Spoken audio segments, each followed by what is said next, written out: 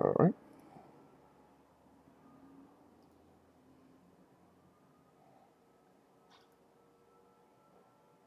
Now he's in Discord. Hi, Ty. Hello. Hello. Hello.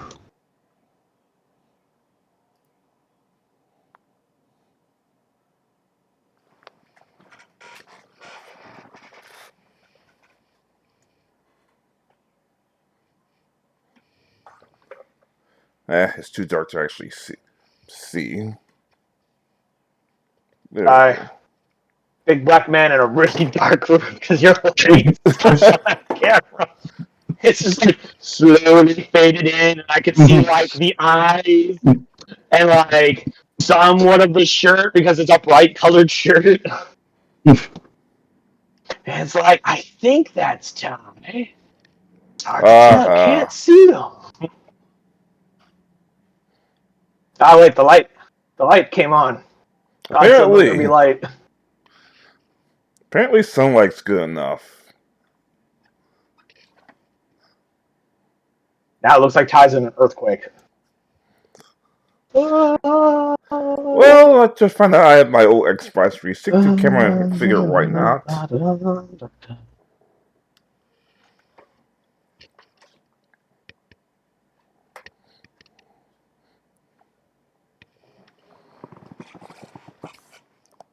Ah, there he is. There's that lovable lug of his. Uh, So, Ty, how is it? How you doing? How's life? Still alive, that's the best I could ask for. I see his lips moving, but I don't hear him. Do you hear him, Japan? Oh, No. because I forgot to push the park button. Ah. How are you, my friend? I'm still alive, that's all I can ask for. You ready? You excited? Ready to Yeah, shit? yeah, to go on a rescue mission. Yeah. Rescue mission. Or body retrieval. You don't know. Let's find out. Yeah. So I was looking at my notes, checking the date that you guys are currently in.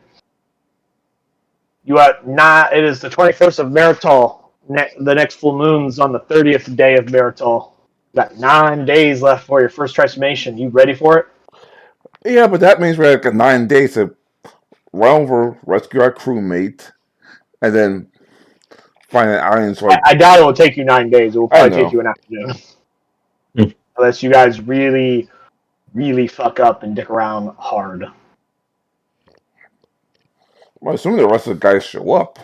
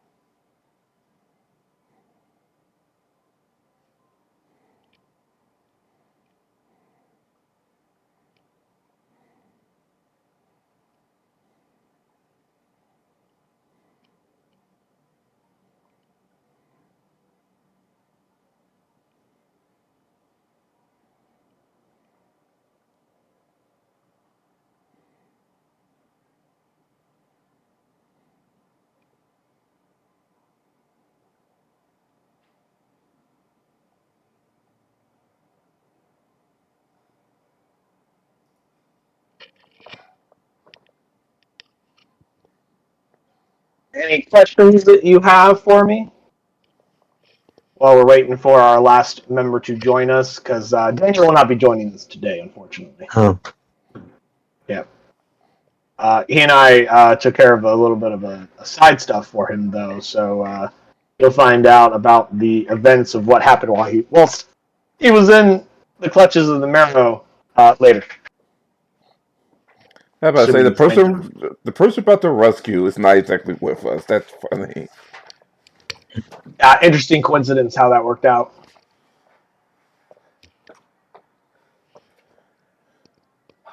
Can you give me some juice real quick? Juice? Yeah. Who's it was? I was going that way. Oh, I'm sorry. Just waiting on good old Kiri now.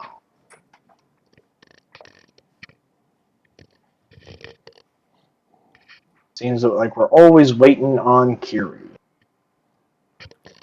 I'm going to poke at him. See if he'll join us. And you. Oh, okay. Wait. Yeah, I think he answered. There he is. It's Kiri! Yay!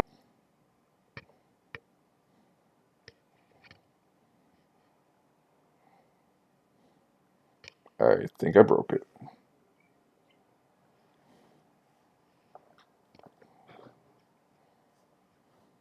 Hello? That's not good. Any questions, comments, or concerns that you may want to ask me before we get started? We should rip some random haunted house, only it turns out it was not actually haunted, and we acted accordingly as if it was haunted. And then flee town because of all the dead bodies.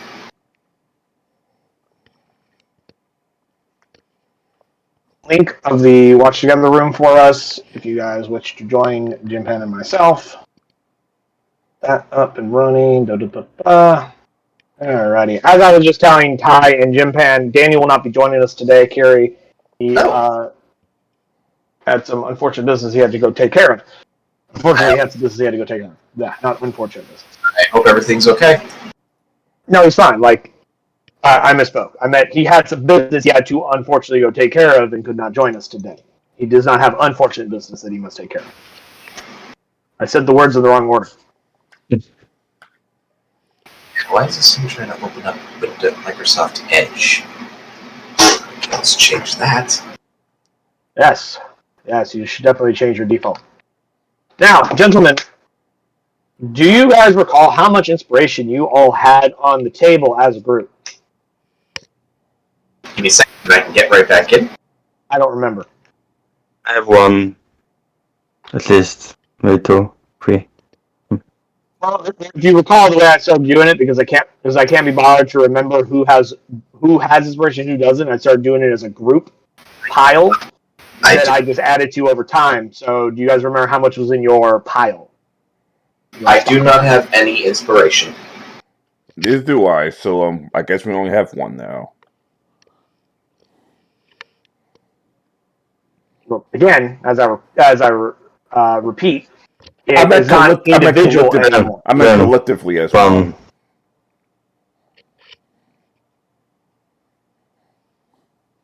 I'm gonna say. I recall you had more because I remember Daniel. Let's see. He asked me like during the fight when he went down, when the Marrow were taking him down, how many we had.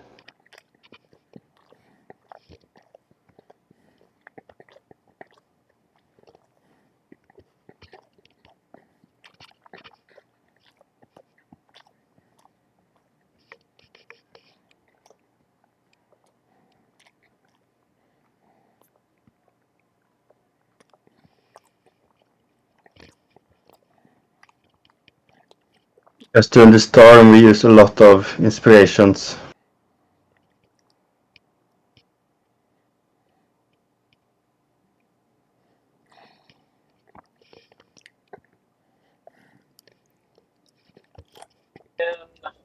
So no wait for Kiri to come back from his tea. With the tea.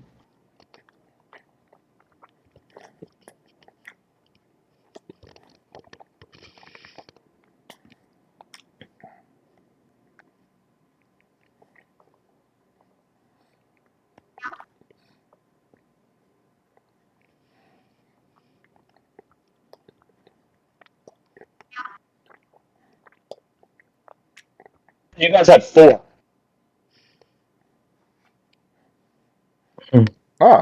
We're probably going to need it during the session. No, He said that he was planning on using. He was planning on using all 4 of them if he had to, because he was about to die. I was like, knowing our bad luck last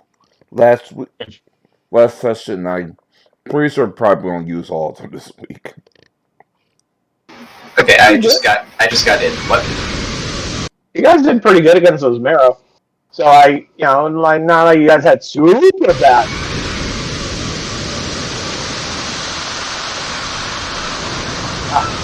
before you started playing the thing. Oh, I'm sorry. I didn't know we were all connected. Yeah, the way it works is that when you play rewind, fast forward, or anything like that, it does it simultaneously for everybody. The only thing that's individual is the volume that you adjusted at, so that you can adjust the volume for yourself without lowering it or making it too high for somebody else if they have like better sound system than you or something like that. But that is what I had it set to anyway, because you guys are currently on a beach. So let me see here. Dice of Destiny /R 1B. We will rule a. We can do a D3 on the computer. Jim Pan, you will be number 1. Kiri will be number 2. Ty will be number 3. 3, Ty, tell us what happened last week. And regale us with a riveting tale of your exploits. Not exactly riveting. We decided to go to a delivery with a mysterious item with which, well, we didn't exactly want to mess with because one, the client insisted we not mess with it, and 2, because I didn't know what it was. So we deliver it, nice and easy. Then we decide to try to go to Rule again to pick up some ships on Rob's ship, or maybe rob parts of it. But we had a little bit of a very bit of a nasty storm, and lost up into wiping. And while recovering, some merman people ran up to try to attack our ship and took our happy little first mate, and now we have to rescue him. Did I forget anything? You forgot to add the mermaid. Just a quick key point. The island that you guys are heading to, which is right here, is pronounced Ruthie. Just for you guys to know. Just for your information. At the time when I told you what it was called, I mispronounced it. And only realized later that I said the wrong word. So it is actually pronounced Ruthia. It's kind of obvious why those mermen attacked us. All you have to do is just think with the mermaid man voice, evil! All a SpongeBob, and you realize, oh, they detected evil. Must attack.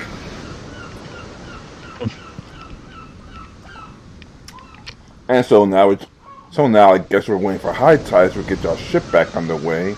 And yeah. Speaking of, like, how long has progressed since the end of the battle and right now? A couple minutes or so. Okay, because my hunter shark would still be trying to chase them down. Okay, well, you don't know what the hunter shark is. It tried to chase them down, but the Marrow are faster. And they know this land better. Scent of blood? Again, let me put it this way. You can't follow the shark because you guys weren't following the shark. So the shark chased after them, but now it's gone. You don't know where it is. So the shark's doing its own thing, and we're wondering, well, shit, the shark's doing its own thing. Well, yeah, you can't. It's not like a fucking. It's not like a telekinetic bond. Yeah, you don't know where the shark is. You just know you summoned it, and the spell is still active for the next hour. So I know he still exists. As far as you know. So, all of you are currently standing on the beach. What is it that you do, gentlemen? Assess the damage. Like to first take a look and try and assess some of the damage on the ship. Take a look at any injuries that we have. It's undamaged. You have all of your crew except the first mate. I'm going to work alongside Doc Levelwitz to try and create like a triage station of to help deal with those who are injured. Both from the storm and from the fight.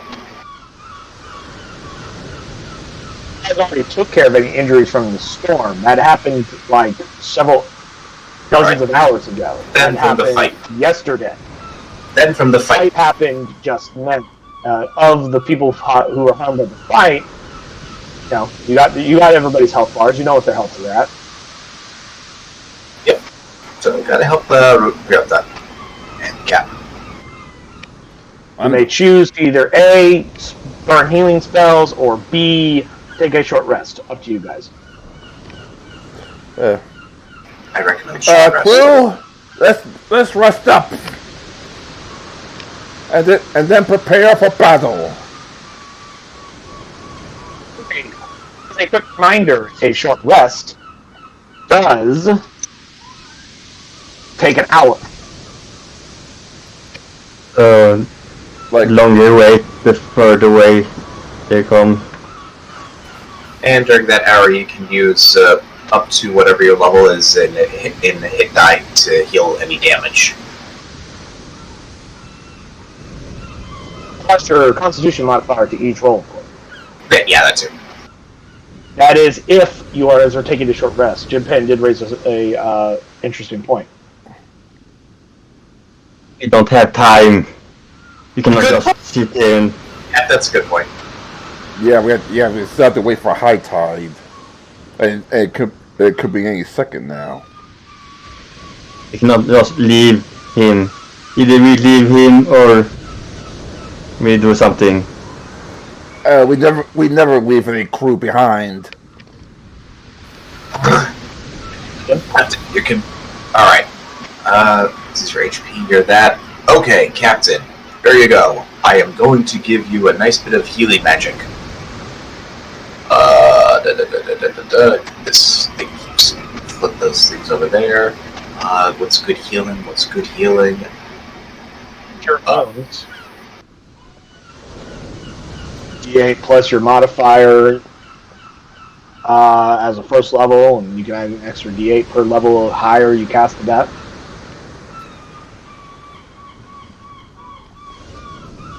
$16 hit points. Wow, that was a very low roll.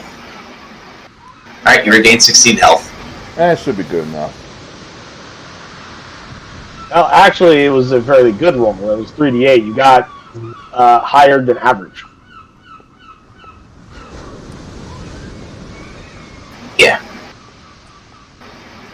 Alright, Captain, we gotta go right back in there. All I know is my shark right there is shortly chasing it. I can tell it's still alive. And I had a vague idea of where it was going, but that's about it. So we kinda gotta hurry. Yeah. Shit, breathe water is also a concentration spell. Damn. Oh, wait, no, it's a ritual. It's a ritual spell. I can hit 10 minutes. Rituals are spells that you can, if you have the ritual casting feature, which I believe druids do have, allow you to cast a spell without utilizing a spell slot. However, they take longer to cast when you do so. As a reminder. Ritual casting takes a minimum of 10 minutes plus the normal casting time of the spell. So if the spell takes an action, it's 10 minutes. If it takes 1 minute to cast, then it takes 11 minutes to ritually cast. So on and so forth. Time is... Okay. Alright, listen up, everybody. I can do this ritual, though. 16 brought you all the way up to full. That's awesome. Okay. Listen up. I have a ritual that will let us breathe underwater. No problem. No ifs, ands, buts. For a good hour. The only problem is, it'll take me about 10 minutes to cast it. So, if somebody has some fast... You could also just burn a spell slot and cast it right now. Oh, yeah, then I'll just burn the spell slot and cast it. Yeah. Okay, Ritual right. spells don't have to be cast as a ritual. It can just be cast like normal spells. You have the option to be cast as a ritual spell. Okay. Listen up. I'm going to cast a spell that'll let us breathe underwater.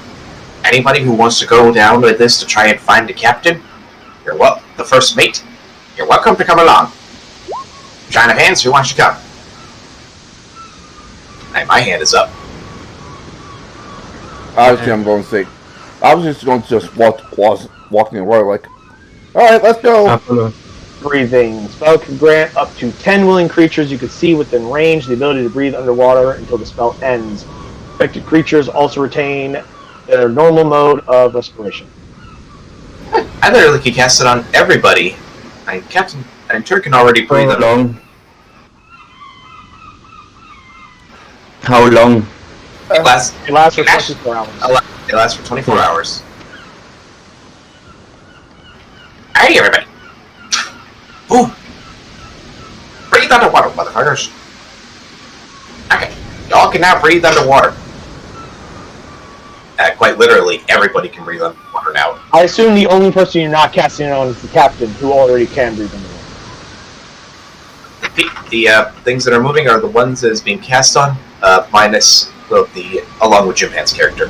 So yeah, everybody can now breathe underwater. So that's your 8 retainers, yourself, and Jim Pan. Yep. Cool. Alright. Gonna be tough.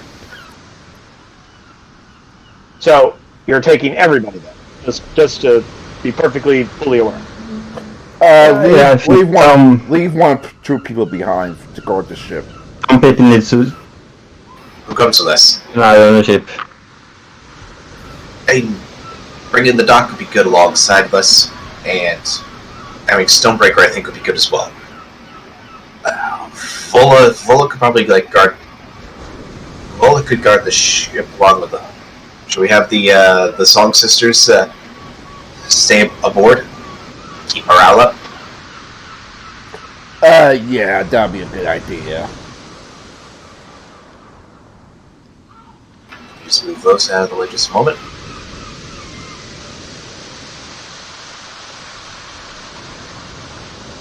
Alright. The Song Sisters will stay on on land. Don't forget to tie the ship to the land. You're not floating away. That's a very good idea, since we don't have more high-tech snack to I assumed your crew would have done something like that already. Yeah. But, like I said, I'm assuming these are going. You said the Songbird Sisters are staying. Does that mean the other 6 are going? Yes. So these are the individuals going then. These people right here. Yep. That sound good to Fine by me. So, okay. Alrighty. And Ice will just dive bomb into the water.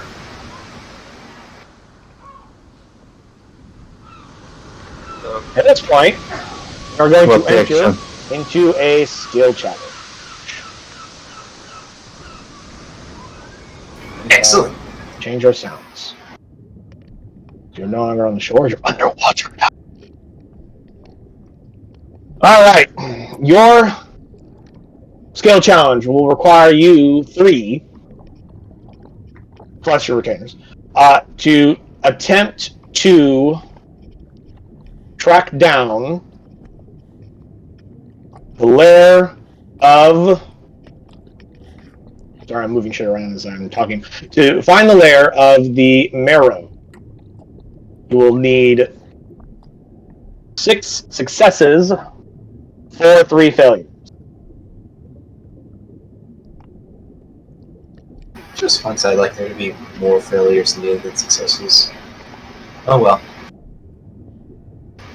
Alright, I'll start up with this one. Let me finish. Using... I'm not done talking.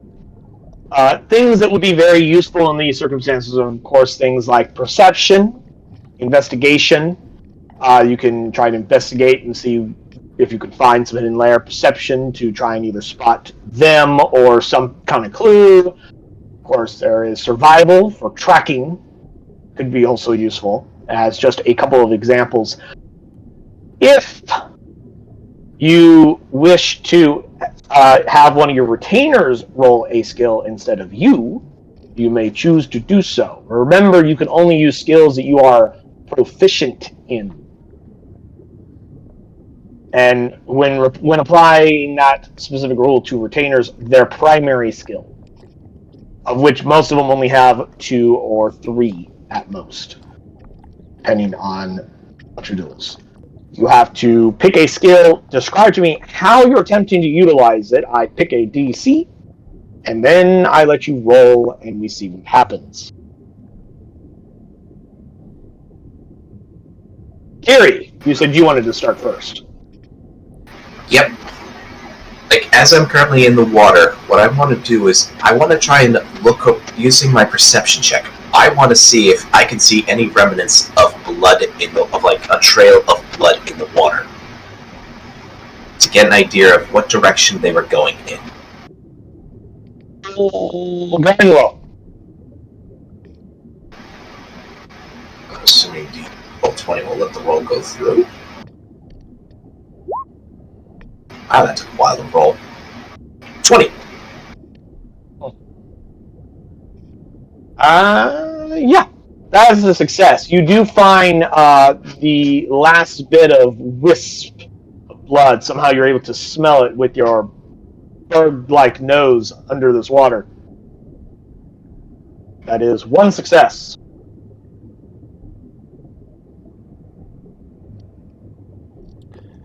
I guess I'll go next. I'll use my survival skills as a former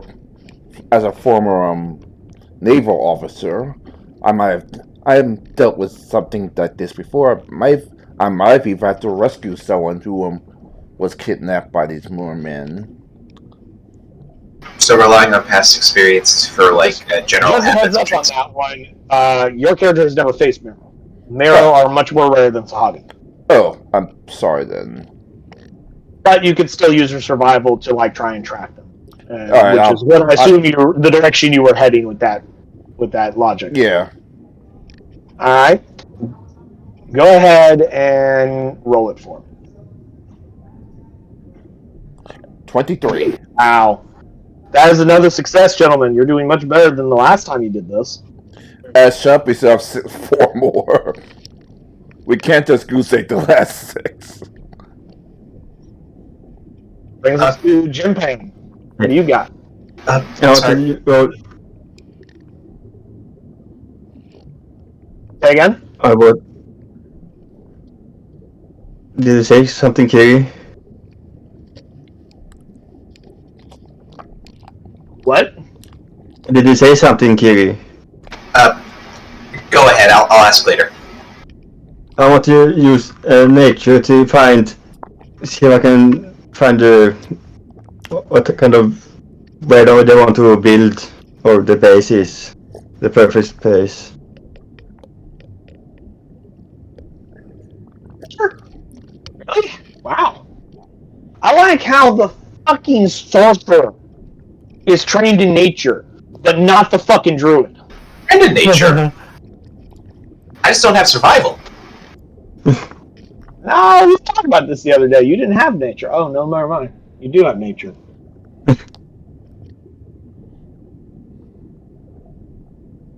You only have 4 skills? That blows. Yeah, don't exactly. So I had to make a decision on what was necessary. From your class, 2 from your background.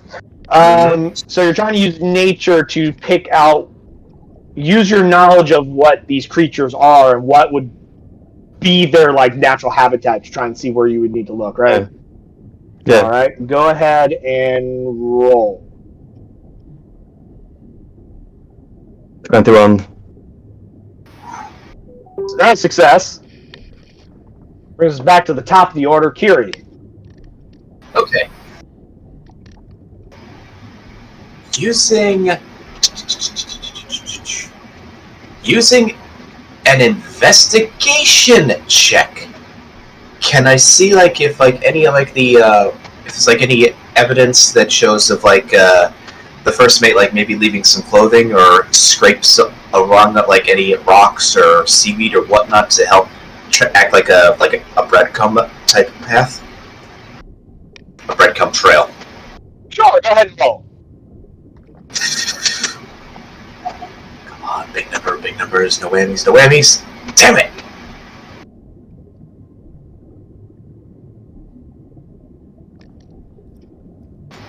Why is it when Roll20 seems to take its time, it gives you a good number, but when it spits it out, it's a low number? Carsey, roll 20. When you started talking. 15's good enough. Oh, thank God. As you guys are looking, Ty's using his knowledge and understanding of reefs and coves and whatnot, because he's done this enough times. Your Argoness is using her knowledge of Maryland to know, giving you pointers of different locations and directions, areas to look in, and then you have Bloodhound Dr. Ice here, who finds various blood in the water just as it starts to disappear, as well as a torn sleeve Captain from Master Creed's clothing. You have 4 out of 6 so far, gentlemen. Kai, I believe you are next. Realizing that we're going to their turf, or actually we're in their turf, I'm going to use perception to make sure they're not trying to surround us and try to jump us when we lower our guard. Valid concern. Yeah, that is a valid concern. Go ahead and roll. 19. Wow. So, being a famed Corsair, or being a member of the Flaming Fist as a Corsair, you are very aware of your surroundings and are absolutely certain that you are not in fear of any ambush, bringing you yet another success. You need one more. Jimpan. Bring us home, Arcanus Jim. Lyparin, who is super out of focus all of a sudden. Nope, there he is. There's that beautiful face. Come on. Arcana. I have to understand them, or how are they thinking? Or can I do that? Thinking, that's more of like an insight kind of a thing. But with an Arcana, you do know that these are creatures that are not natural. So Arcana can allow you to maybe try and spot those signs of more magical nature, because they're merfolk that have been corrupted by demonic energy, and are not of this world. So you can use your Arcana to possibly, I don't know, look for weird demonic ichor that may be near their lair or something like that. So but the DC will be fairly high. So roll good. Wish me luck. Best of luck, my friend. Ooh. Fortunately, 7 is not enough. Okay. Can I use inspiration to... Yes, please. It'll be one of your 4 out of the pool. Go ahead and re-roll. 16. 16 still isn't quite enough, unfortunately. I was looking for a much higher roll than that.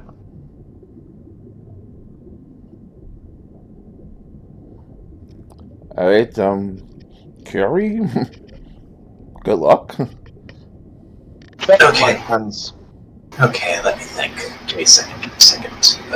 What are my other guys' inspirations? There's athletics and acrobatics. Not really applicable. Insight and medicine.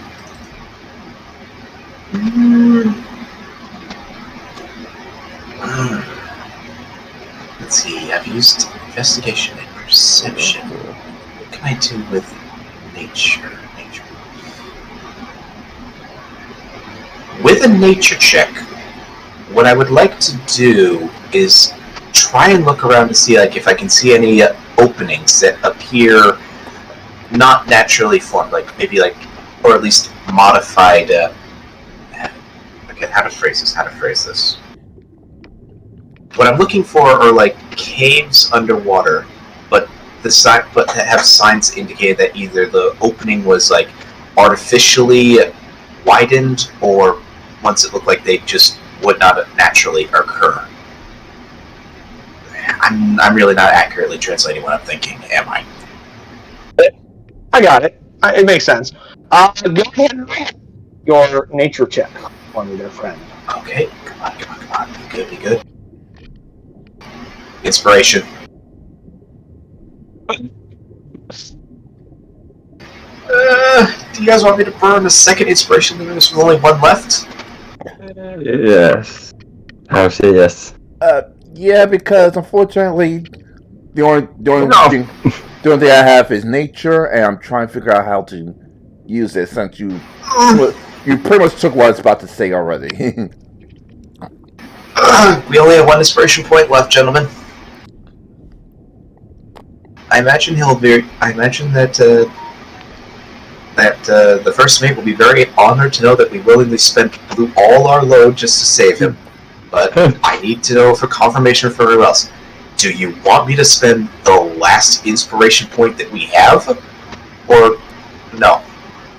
I'll try to take the last inspiration point. Let's see now. Going to use nature, but in a different way. I'm going to use to see if anything's like off, like a breeze, like let's say something that dragged to the ground recently, or something that's pushed out of the way, like maybe a hidden cave or something. Like let's say someone ran up and pushed up a rock out of the way to swim to a hidden cave to for their base or something like that. Only partially listening. I was still waiting for you guys to determine whether or not to use inspiration. From my understanding, you did not choose to use the last inspiration? Nope, we're saving that last one. Okay. So then we moved on to Ty. So yes, so you have two things then. So Ty, this is the make or break roll. What were you saying? What skill are you using? Nature to make sure if let's say someone got drunk off the 1 second. My dad's calling.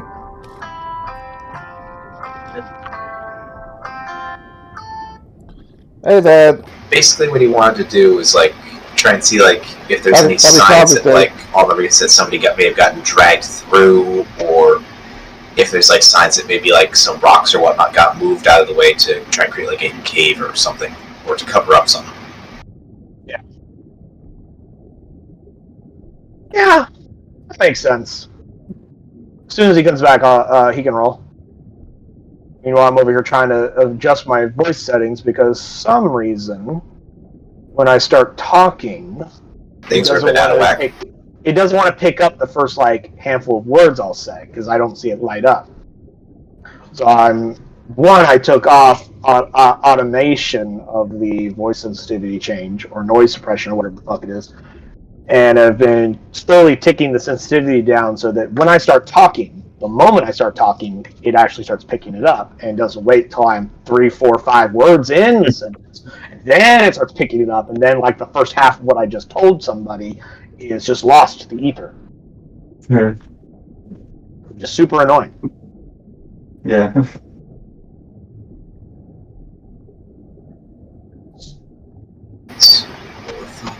Double -1, so use level 1 at both spells.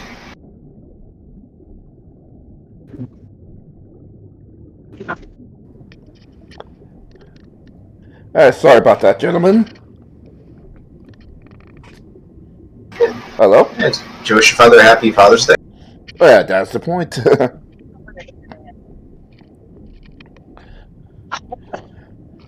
Anyway, I assume. So, Ty, go ahead and roll that feature skill I believe you were trying to angle for. Yeah. Alright, is it good enough? Or it's like to sacrifice my last inspiration? Actually, I'm looking for a 20. Alright. 15. For all the a little bit high. For all the marbles, gentlemen, cross your fingers.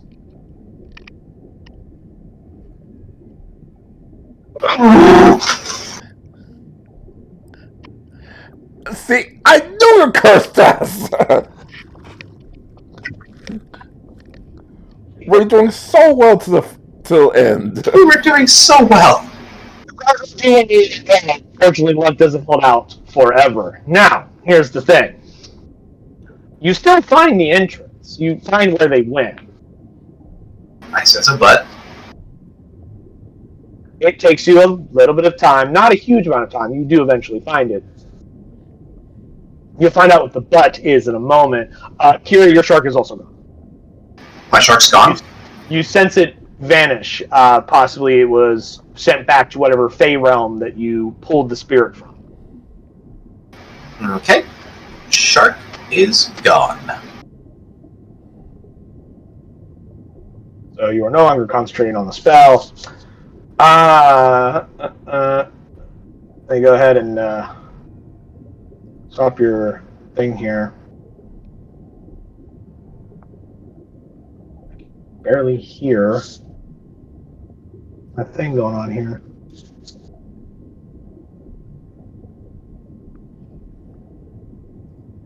All I see is an endless stories of What's it here? Together. eternal black. Am I the only one that's having a hard time hearing this? The sounds that I have going right now. I hear underwater going all right. Okay, maybe it's just me. Oh wait, now I can hear them. Okay, there they are. Okay, they were just rather low for me. Anyway, here we are under the underwater cave. Does anyone raise your hand if you have dark vision? I'm an elf. Sorry, I'm I have. an alpha. Have an alpha. So it's Half orcs, half elves have dark vision. Let's go through your retainers you brought. Gnomes, they got it. Bugbears, they got it too. Drow, oh yeah, they got dark vision for days, motherfucker. Hobgoblins also have dark vision. Now, the ones that don't have dark vision: Ryota, Stormbreaker, and Kiri. Dr. Ice, Stormbreaker, and Ryota cannot see down here. It is pitch black darkness. So, unless you guys have a spell that you see in the dark, or somebody brought a light source, or cast some kind of spell that has a light source, you cannot see. Is anyone using some form of light source for the three that are completely fucking blind down here? Yep. Okay. I'll do it 3 times. So you're going to burn 3 second level spells for that. Actually, one question. Are we like still underwater, or did we finally get out and like we're in? Still underwater. Still underwater. Okay. Yes. So no, you cannot light a torch. Okay, so I'll just cast 1 instance of it right now. On yourself. Yes, and then I'm gonna like swim up to the Stormbreaker and Ryota. Going to tap them on their show. I don't actually with breathing underwater. Can we even speak or? Okay, I'm gonna say You breathe it just like it's air. okay. It sounds weird because your ears are not designed for hearing sounds underwater, but So it doesn't really stop you distorted. talking. Okay. I mean, have you ever listened to somebody talk underwater or make noise underwater? It's kind of like that. Like you can understand them. It's just weird sounding and distorted. No. Okay. So I'm going to say to Ryota and Stormbreaker, I can now see in the dark. I'm going to tie a rope around the 3 of us, so that way I can at least keep us going. I will make note of like any like crags or rocks or anything in your way, so that way you'll be able to adjust accordingly. It's a situation. You guys are going into an area that you know are enemy combatants. Okay, so if your people cannot see, they will have an issue fighting with you. Then, boom, boom, they see. All right, so you're burning 3 spells for that. This is going to bite me in the ass, I just know it. But, needs must. And none of them are none of those spells are concentration. Make sure you're marking all those spells off. Yep, I've already marked them down. Including the spells you burnt last session that you used during that fight, because you guys have not had a rest since then. As a reminder. I will now reveal what it is you see. So I only have 3 3 level 1s and 1 level 3 cantrips. Okay.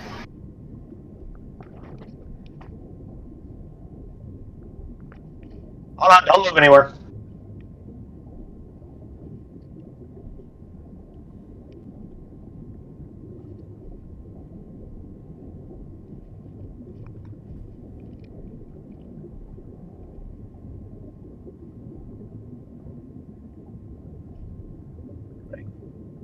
Yeah.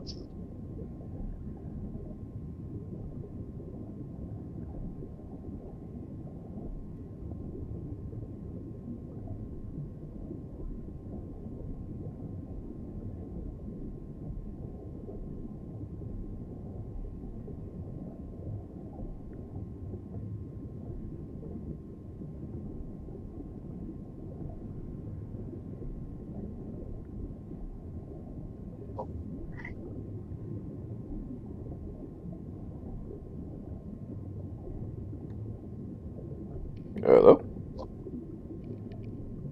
Can you hear me? Yes? Okay. I was busy trying to clear some stuff. Alrighty. That is what you guys should be able to see from your current positions. You find yourselves in a underwater cavernous lair-esque situation.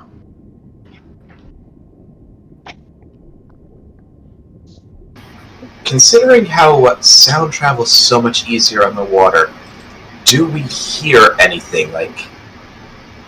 Except that we all underwater, so we won't be hearing splashes. Damn, I just realized that as I was saying. Right here.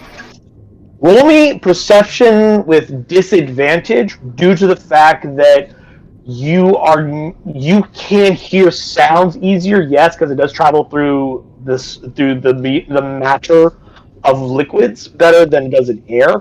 However, your ears are not anatomically designed to pick up sounds easily underwater. Your ears are designed for air rather than water movement. So roll me a perception check with disadvantage, Carrie. Alright, so 16.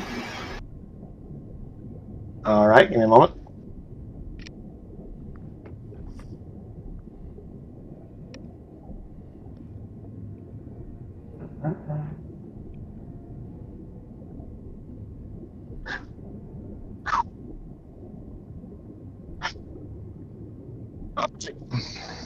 Kiri, you don't necessarily hear much. It is still a difficult space here. You hear a lot of,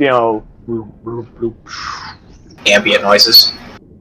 But your sight, however, isn't that affected. And you see hiding off to the sides here in some seaweed and in like some little rocky alcoves are 2 marrow, poised and ready to strike.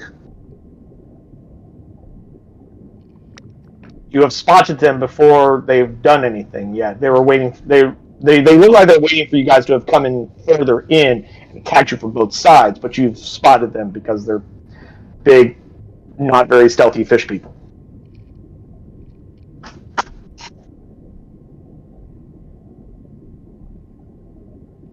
Okay, I'm going to try and quietly point out to everybody. Okay, there's 2 marrows ahead of us. One to our 12 o'clock and one to our 2:30 o'clock? 3 o'clock? I'm trying not to point them out, but I'm just like trying to be quiet, using like Perception versus their insight to see if you manage to hide the fact that you know they're there. Please roll equally low.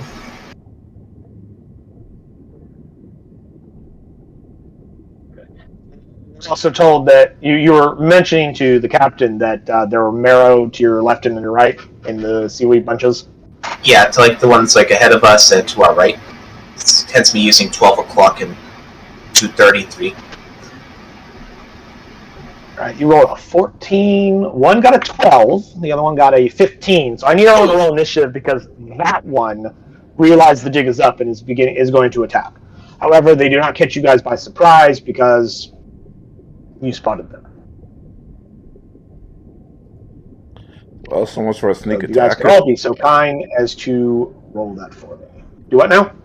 I said so much for a sneak attack. Yeah, it won't. It will not be an ambush.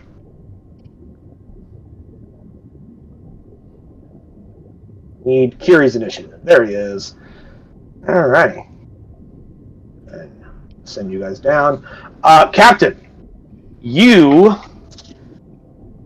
are the first to go. You've been informed that there are enemies nearby. They're getting ready to attack. Unlike the rest of your crew, you have the greatest advantages down here because not only do you just naturally breathe underwater without needing the use of magic, you are the only one in this group right now that has a swim speed. So you can move at your swim speed rather than Half speed. rather than half speed. Because even though you guys breathe underwater, you are still confined by the mechanics of being underwater.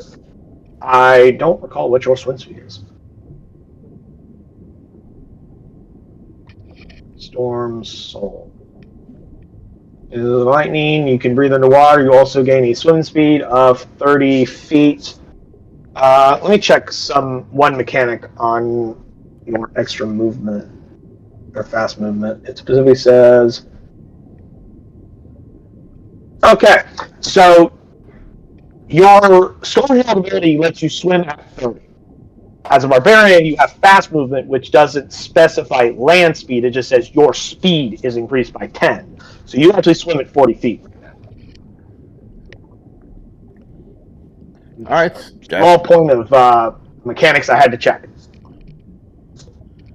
So what would you like to do there, Captain? Realizing that they can't exactly swim as fast as I would, I go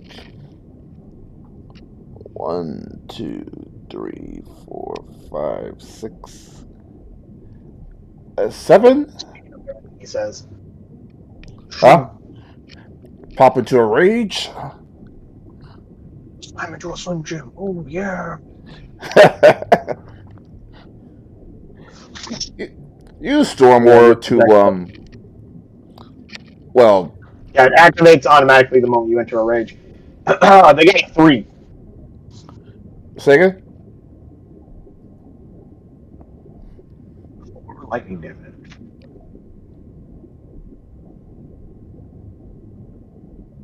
Go ahead and get some battle music going.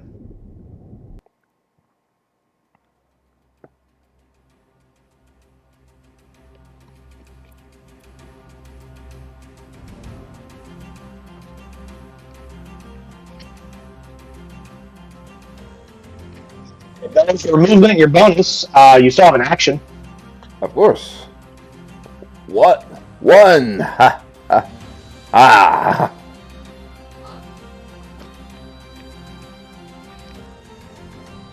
Lame. Let's see. This is a 13, so a 21 will hit, a 12 will not. Crow, attack! Leave nothing standing.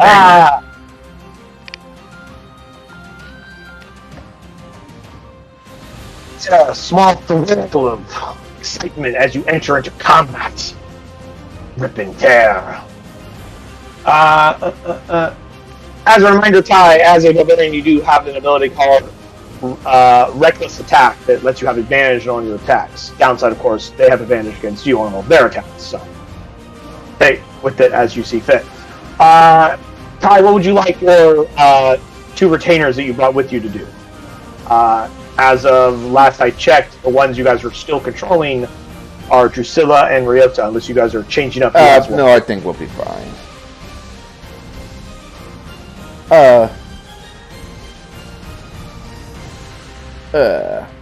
Ryota will stand by, and Drusilla, I guess, will stand by because she can't exactly swim all the way to that one yet. that's about as far as they can get with their movement. They still do have an action if you want them to dash or take a dodge action or Yeah, dodge action. something else like what that. that's what I meant to say. Want them to take the dodge? Yeah. Okay, cool. As the captain, Arcanus Lanfarin. I passed. That one. I just passed.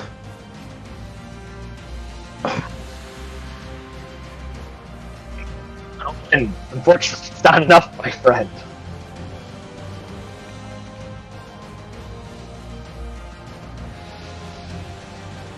As Arcanus Lanfarin, summons up energy and eldritch power in her hands, she fires them off and is still not as adept at it as Master Creed, who is a true warlock versus a sorcerer. And defend this stand. So dodge action for Vola Yeah. and Nezor. Oh. Ooh, I just remembered something about Nezor. He has a bow. Let me check something about bows. I think it's like disadvantage. No, I think bows have something where they don't work at all. Yeah, same thing. I think the same thing with my firearm. I can't exactly pull it out because of the water. Combat. When adventurers pursues a Hagen back to their lair, undersea homes, part of sharks in an ancient shipwreck or find themselves in a flooded dungeon room, they must fight in a challenging environment. Underwater, the following rules apply. When making a melee weapon attack, a creature that doesn't have a swimming speed, either natural or granted by magic, has disadvantage on the attack roll unless the weapon is a dagger, javelin, short sword, spear, or trident. A ranged weapon attack automatically misses a target beyond the weapon's normal range. Even against a target within normal range, the attack roll has disadvantage unless the weapon is a crossbow, a net, or a weapon that is thrown like a javelin, including a spear, trident, or dart. Creatures and objects that are fully immersed in water have resistance to fire damage. Okay, so he can use his bow, but he has to be within his short range increment. He cannot fire any farther than that with it. And even then, he has disadvantage on the attack. What is the range for that? I do not know.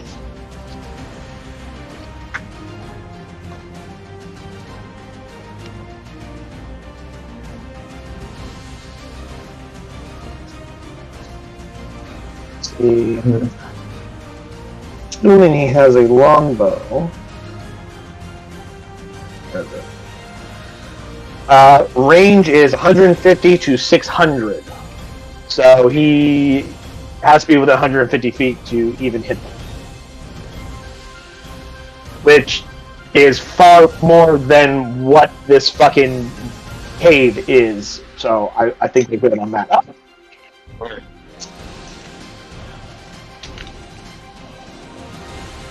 So attacks him. Like Nezor to attack.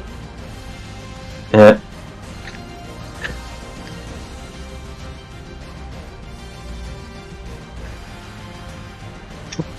Nice. Is he hitting the same one that the captain's on, or is he hitting the other one? This one. The other one, that is 11 piercing damage. That's pretty fucking rad. Really fucking good. Alrighty. Assuming that's it for you there, Mr. Jimpan, the Marrow will now go. Now it swims over here.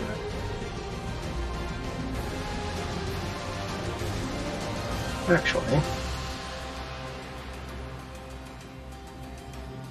see, the Marrow are much more adept down here because they can move much easier.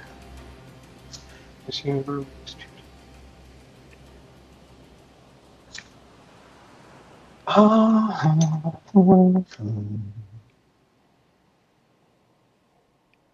one swims over here to attack Drusilla. and will attack with its harpoon and bite attack. Against Drusilla, that is... Both of them are a hit. I need Drusilla to make 2 con saves for the damage against her. Or damage save rolls, I should say. Alright. That's what the macro I labeled it as.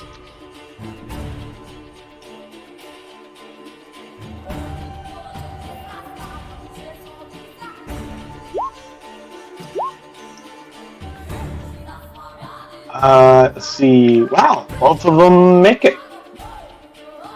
So Drusilla it starts tearing into Drusilla, but she seems to be managing well enough. The marrow your fighting tie will begin to attack you. 20 and 11 to hit. The 11 will miss. The 20 will hit, though, for 6 damage reduced to 3. Because you are raging. These are not magical harpoons. Ah, cool.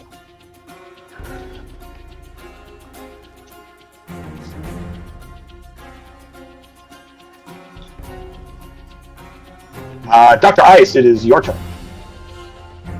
Okay. I am going to try and attack the marrow by slinging a rock at it.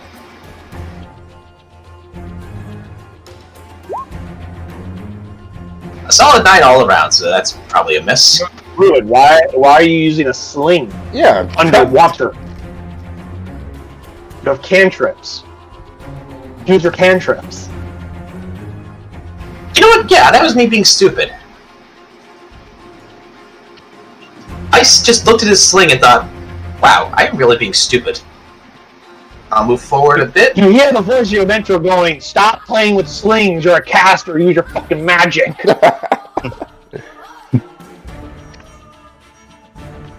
Poison spray! I need Con save. With +2 to that. He failed. And that's 17 poison damage, good god. And no special immunities or resistance to poison, do they? Nope. Alright, that was you, Dr. Ice. And now let's move. So basically, if they don't have a swim speed, they only move at half the normal rate, correct? Yes. Two. Which means if your speed is 30, you move at 15. If your speed is 25, you move at 10. 25 is 10, that's kind of what I thought.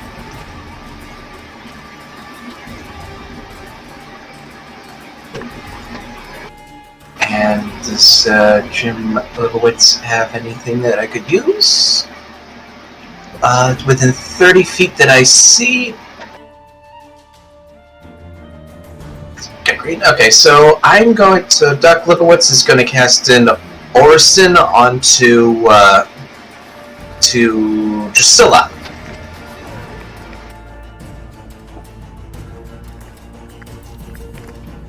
So Drusilla will get like a +1 to the next attack roll. Well, for one, she rolls that when she makes the attack. Second point, though, is retainers hit automatically if the one that is controlling them hits, and Drusilla is being controlled by your captain. Okay, so The one who then literally has the best chance to hit because he's the only one whose weapon attacks are not at disadvantage. in that case it will then go on to the captain. Just make sure the man who has the best chance of hitting gets a little bit better of it. Never mind, that's too far, so to Ice. It's on your Arcanist, who actually has Arcanist. attack spells that Arcanist. Yep, to Jim Hand, to Jim Hand, to Jim Hand.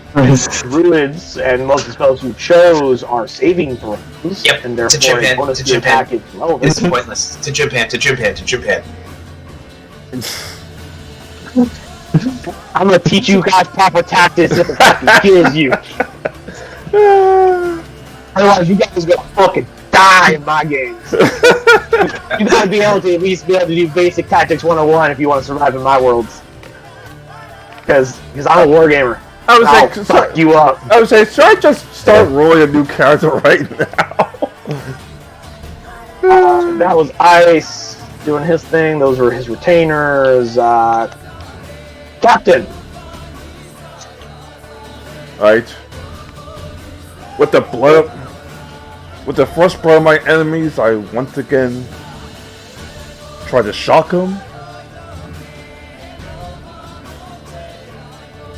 After rolling on his saving throw, he'll take 1 point of your lightning. And 1, 2. Ouch. Hit the 1 will not. And it's still 13. So see that I assume it's Roll me a percentile dice for me. Huh? Percentile dice, D100 dice, however the fuck you want to pronounce it. Okay, 17.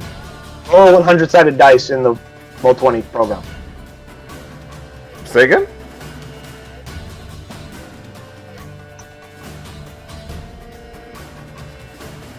Cool. You are disarmed of your weapon because you rolled a 1. I was afraid that would happen.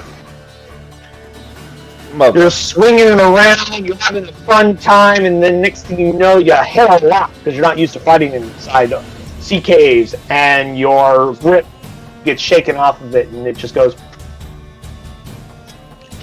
You lands with the guy next to you. You're currently disarmed. Well, that's interesting. What would you like to have your retainers do whilst you are contemplating the meaning of your pitiful existence? Dracilla will attack because obviously it's on mech, so It's right there. Yeah.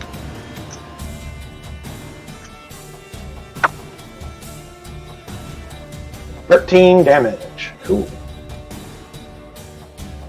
and Ryota did come around and also attack.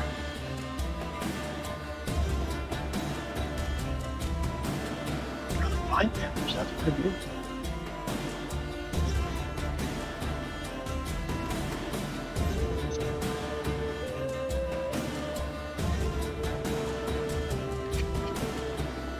Next. It is Yota. I will do the same thing, and hopefully for better.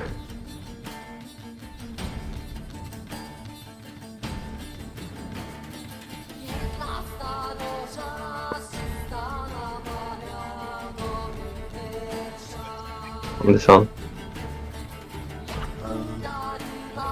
Okay. Roll a d4 and add it to that first attack.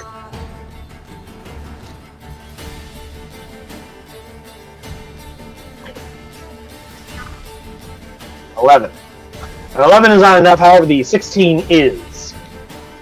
So you did 5 points of force damage.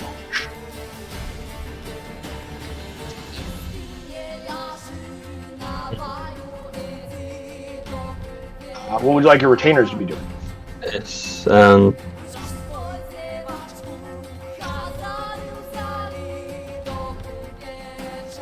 Ooh. So, Vola swims up to it. I didn't realize Vola's wearing full plate armor, or rather, I just recalled that technically she doesn't swim, she walks to it. Are you all jumped in the water with her and kind of used her as an anchor to bring yourselves to the bottom? How are you going to get her out? We'll figure that out later. In the meantime, though, she takes her trident fish command that you guys gave her, because she does have a magical trident now instead of whatever she used before, and just impales the marrow to death, and it dies. Woo. I'm just picturing Vola doing something akin to this.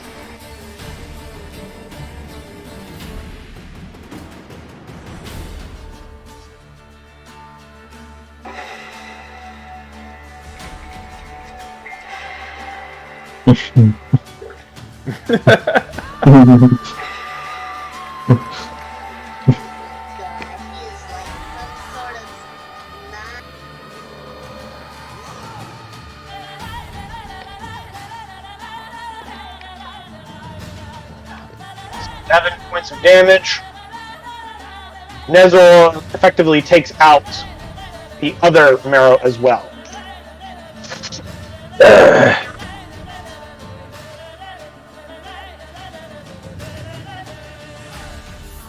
Yay! Our immediate threats are taken care of. You guys are technically out of combat, but I will keep you in initiative orders for this current moment, whilst you are exploring the region. And getting your sword back. Yeah, of course. I can pick up his sword. Yeah, it's one of those things where you have to outright state you do that, or depending on your DM, they may say, "But you never said you picked your sword back up." You were getting your sword back.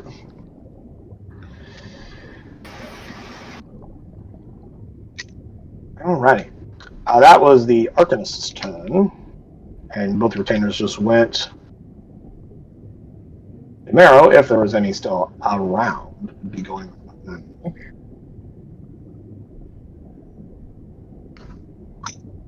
Ice. I just realized that it's probably a very humorous sight trying to see a bird swim. Oh, I'm sure it is. I'm sure watching all of you Bimrods trying to swim looks stupidly hilarious. Yep. So, Because they're all super slow. Yeah, using his wings to propel him forward, he just moves forward. There we go. That's right, your land speed is super slow. So your swim speed would be like 10 feet, just like the gnome. Except I somehow think the gnome's a bit more graceful underwater. Well, he doesn't have a bunch of fucking wet-ass feathers, that's for certain. Oh god, this thing. Now, each of those individuals you just moved do have an action you can dash, if you so wish. Ah, a dash. Then, Yes, which lets you move a second time. well, and where would be a good space for you?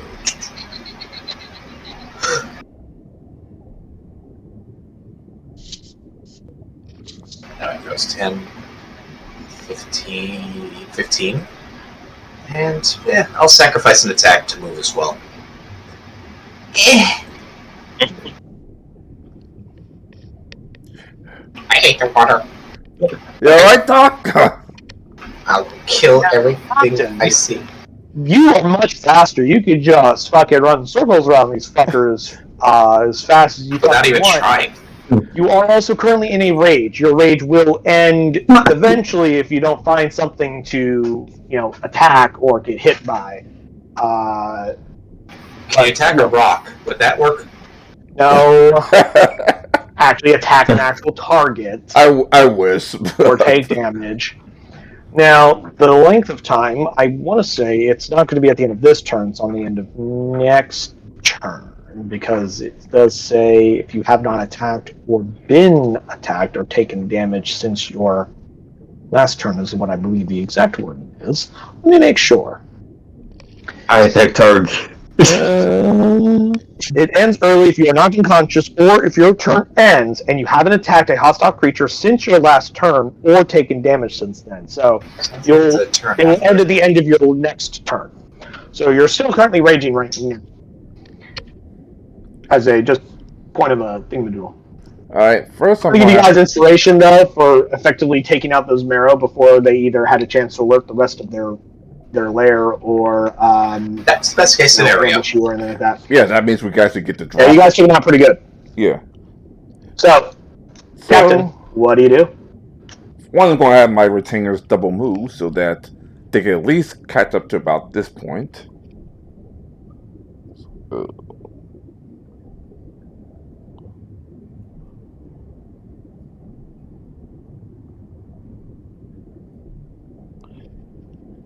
And then I'm going to swing. How are they moving that fast? Wait a minute, where were they? Sorry.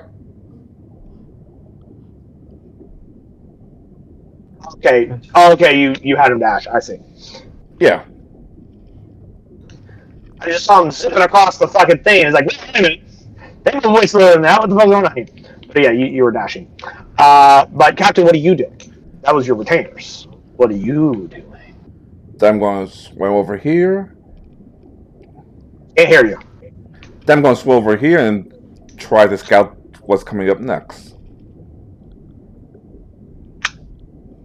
All right.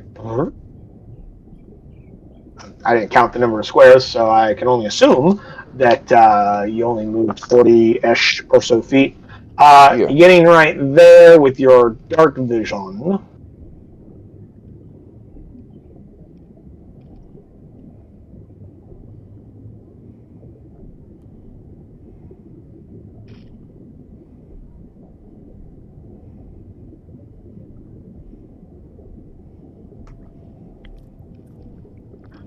A little bit that way, and you see what looks like a marrow over here.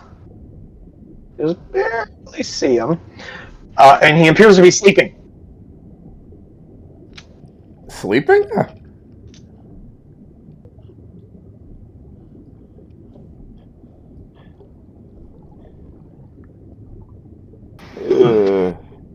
What was that saying about let sleeping dogs lie? Yeah, besides, I don't have enough room to Range. actually... Plus, you'd be kind of on your own for a while. Yeah, so I'll just Action to try and stealth and hide. I'll just quietly go, hey, there's a marrow sleeping over here. That's what you think you're saying. Are you attempting to say that to the rest of your party? Because they're kind of far. Oh, You would have to be very loud for them to hear you. good point. I'll just throw up a hand signal like I guess you could try pointing. I'll just throw up a hand signal like something's over there. Give them like a vague idea of like you see something over there, angry marrow. Yeah. Translating a barbarian rage point, I think that means he's saying there's naked women over there? What? No, there's naked women over there. You just see me like run as fast as possible. That was your movement. You haven't done anything else. Are you just gonna stay there? Yeah, I can't do anything else. Like I said, like we all said. I mean, like you have an action. Are you going to do anything with it? Is what I'm asking. I guess I have to end my turn for now. You don't have to. You can dash. You can dodge. You can hide. You can Go just forward and hide? dodge action. dodge action. All right. Yeah. Argonauts land foreign.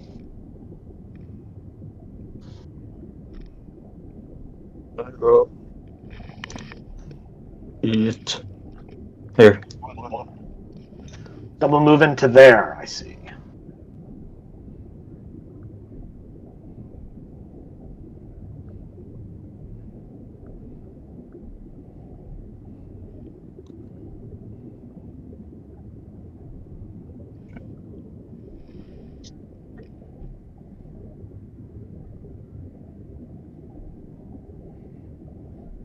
Double move here.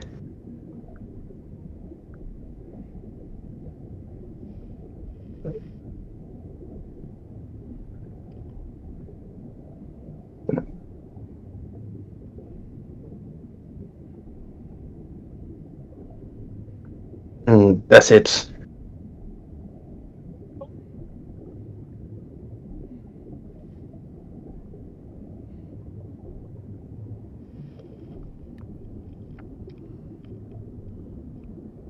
From where you can see, that marrow that you saw sleeping suddenly wakes up.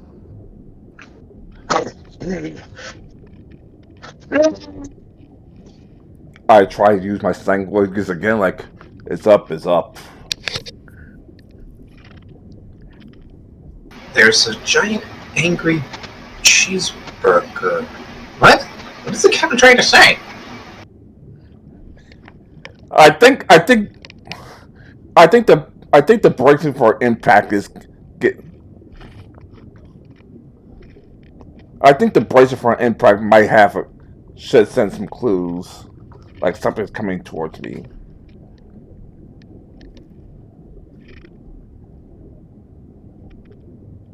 Hello? Hello. Hey. Yeah, obviously I braced. with harpoon at you. No, I mean, obviously I As saw a- I saw someone brace for impact, so I guess hopefully they get the hint that something's rushing towards me. They'll definitely see this. A harpoon hits you for 9 piercing damage, reduced to 4, Ouch. which you should have already had some damage from before. Yeah, I was wondering why he's Have you at not been full health tracking it? again. Alright, so Because you took damage against one of the marrow attacks earlier.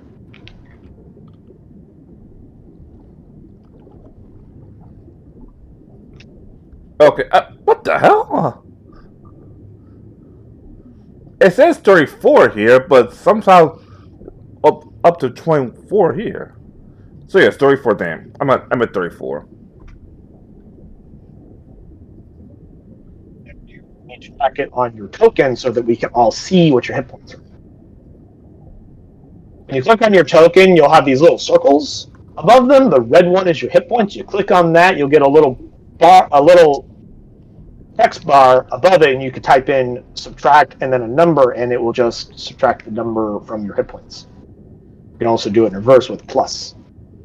And if you don't put a subtraction or an addition sign on it, you can just type in a number and hit enter. You have to enter at the end of these of each, of course. And then hit enter, and then it will just set it to whatever number you just typed in. Neat. I'm surprised you didn't know that. I did not. And I also need an opposed strength check from you, Ty, which you do have it at advantage. And this is strength, not athletics. Strength. You are raging still, so you do have it at advantage. No, it's strength save. I need strength check. It is just your d20 plus your strength modifier. See, which means that's actually Probably like that's plus 6. So you rolled a 16 plus 3 is 19. So yeah, you made it. Because his strength saves a plus 6, but his actual strength check is plus 3. All right.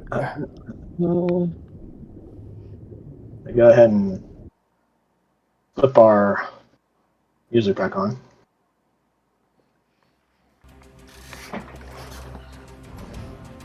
And let me wake up the arrows that you guys can't see. So you just alerted the ones that were over here.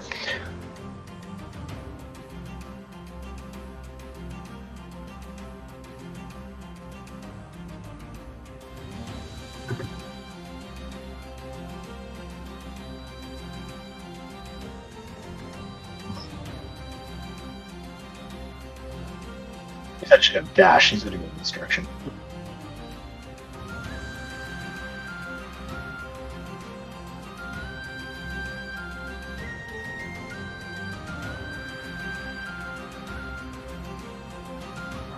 This one also dashes. I say attempt to close in on you. Oh, ugly fish people. That's what he was saying. I will dash to there.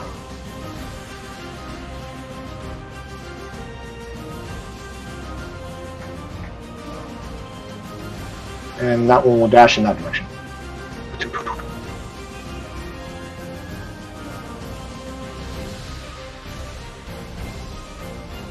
That is all that they can do for right now.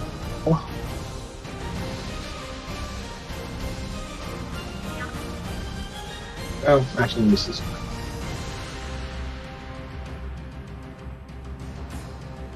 Actually, some addition Mary will also wake up and we're alerted to your presence.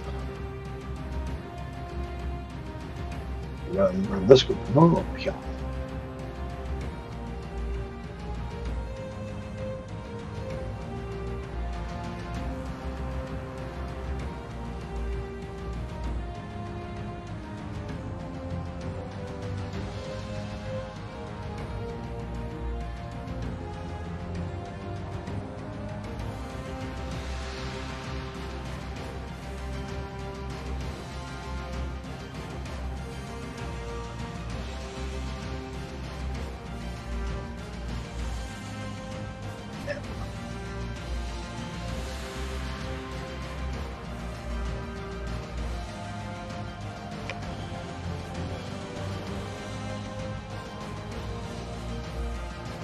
are so fucking huge, it would be so much of a problem. They keep fucking blocking each other in this fucking cave. Three Stooges syndrome. Got it.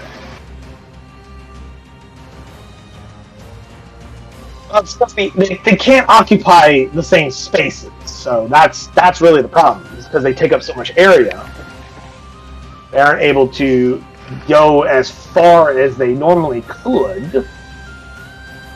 An issue of like thematics versus mechanics.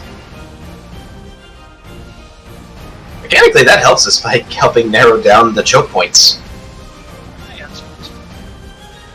But you guys can hear a lot of shouting as Maryland are all being alerted to your prisons.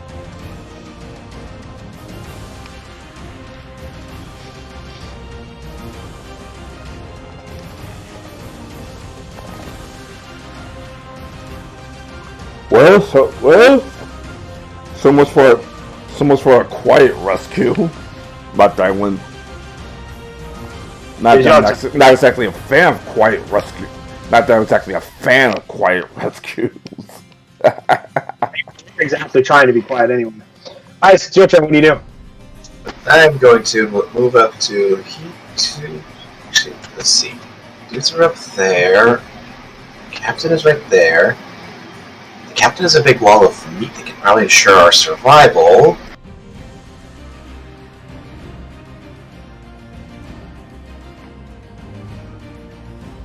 Double move to there. Just so you guys know, this little like cliff ledge thing does not block you guys from moving up here because it is a three-dimensional space. It is water. It is not a wall. It is just a cliff edge. You can just swim over that. So you have access to the entirety of this space. Okay. But I can see those. So like you don't have to like go up like this way to get up there or whatever nonsense. You literally can just go bloop bloop. Okay.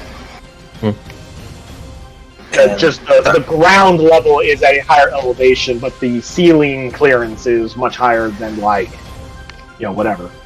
Only the solid black walls are impassable. So like this wall like here would be impassable. Got it. Around that. In case it wasn't. But anyway, Kira, you said that Ice double moved. What is the rest of your people? Stormbreaker moved a bit to get closer to the captain, and Doc Lebowitz moved from here to here.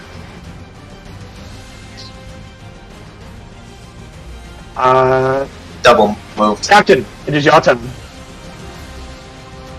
I see you want to die. To die again. To die.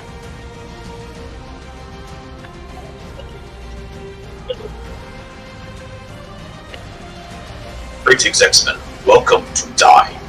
Pretty much.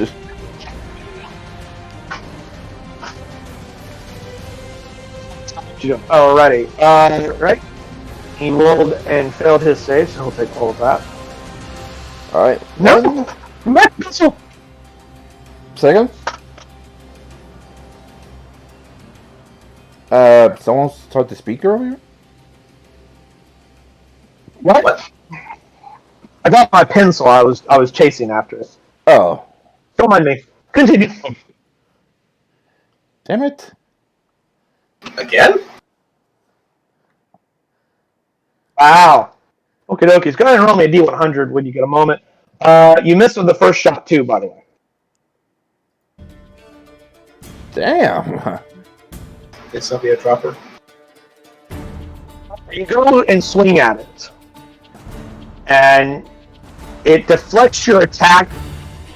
It deflects your first attack, and as you try and come at it again, you realize that it deflected your first strike. Your sword got slammed into one of the rock walls and is now stuck there. Which rock roll?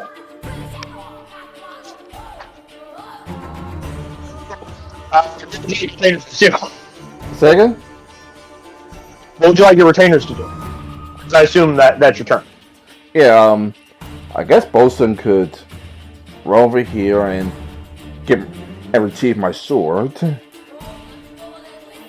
No, like, it's not. He's not retrieving anything. You're still holding your sword, but it's. Oh, in the never wall. mind then. You'll need time to remove it or come up with another way to fight. The person can, of course, attack as he sees fit as well. Alright, let's see if he's better than his captain.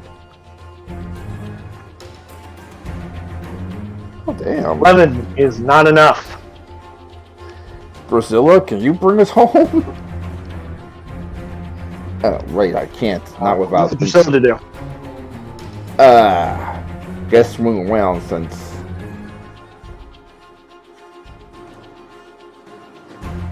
If I swing right here, he's going to get in right a Stormbreaker. And What about the name of your ship? Stormbreaker. Yeah. This dude. So Drusilla moved there. Is that it? Yeah, she's taking dodge action. Okie dokies. Arcanist, what would you like to do? How does Fireball work on the water? I assume You it can doesn't. cast Fireball, but every single creature that is underwater is resistant to fire damage, so they will only take half of the damage that you would do to them. Because they are immersed underwater. Including us? Yes. Any creature fully immersed in water is resistant to any and all fire damage they may take. With some exceptions. Like, there's a creature called a dragon turtle that does fire damage, but it's not from like a fire spell or an attack. It's from a breath weapon where it fires superheated watery steam at you. And that you would not be resistant to. But that's not here. You don't have to worry about the dragon turtle. But the fireball spell, yes, it will. In addition to them getting dex saves for half damage, they will also take half damage of what they do take because they're underwater and it is fire. If you see, they take half damage and half damage. If they succeed, yes, they will only take a quarter of your damage. Okay. Fireball is an amazing spell, except when you're fighting in an aquatic campaign situation where you're underwater. Against enemy ships, it's amazing. Against fish people in an underwater cave lair, not so much. Unless you want to, take a chance and assume they're not very dexterous, as well as combine that with the fact that, maybe you'll roll really high and even half damage will still hurt them. Up to you. Cast Permanent Orb. And do it a twin spell. Counter spell, just kidding. On those two.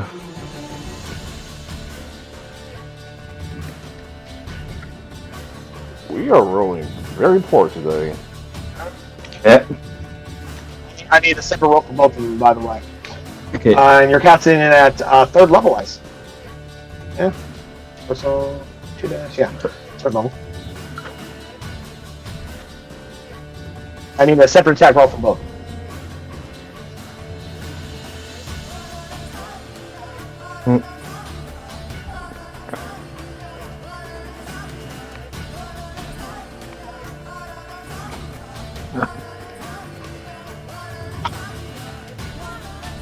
That's weird. It came in 3 times for some reason. We'll ignore the third one.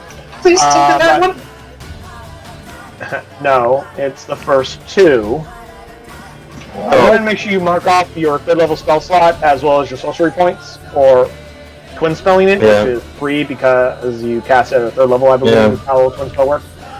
9 and 11 is unfortunately not enough. On the bright side, though, you don't have disadvantage on ranged spell attacks. It's only ranged weapon attacks. So.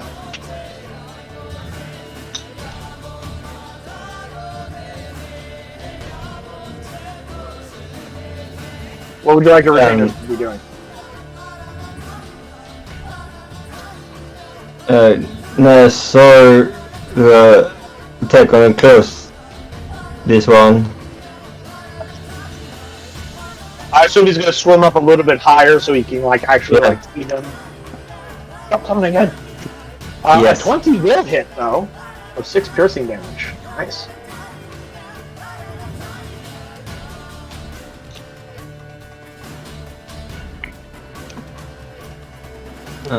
Can I swim here?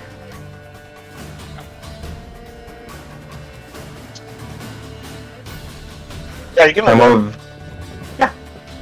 You can move through friendly squares. You just can't occupy squares. I just. Oh. And.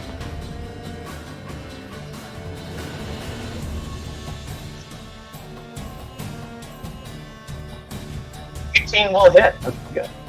For 16 damage. Nice.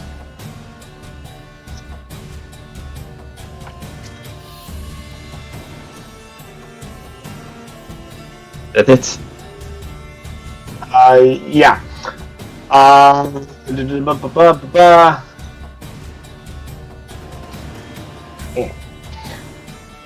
That is your turn, I assume. Zemero going.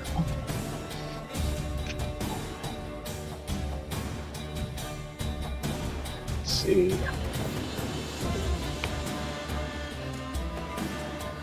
Bosun, Ryota, and Vola, they both roll opportunity attacks because the marrow that is engaged with them is going to move up and around like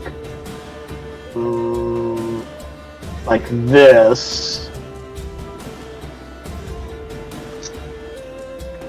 So we're going to have both of them roll an opportunity attack for me.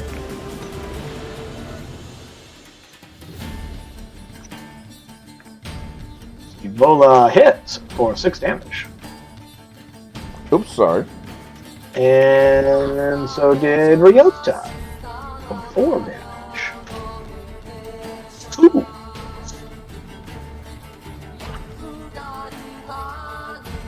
This one will swim to here, and this one will swim straight ahead from there.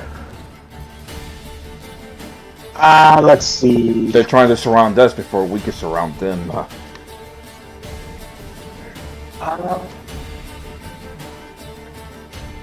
Even Drusilla adds it's going to go for the captain. Even Drusilla. And Skidoo. 17 and 15 both hit. I need 2 damage saves for Drusilla as the marrow begins to attack her.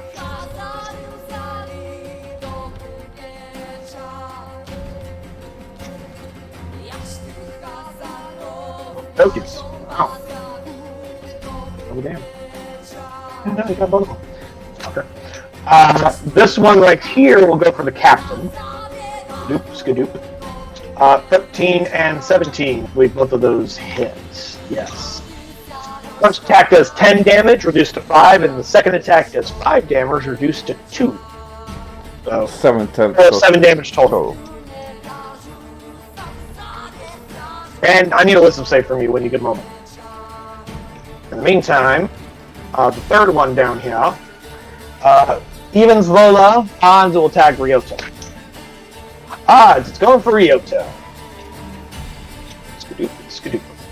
25 and 13 both hit him, I believe. No, the 13's a miss, but the 25, however, will hit. I need a damage save from Ryota when you agree with one as well. 17, good enough.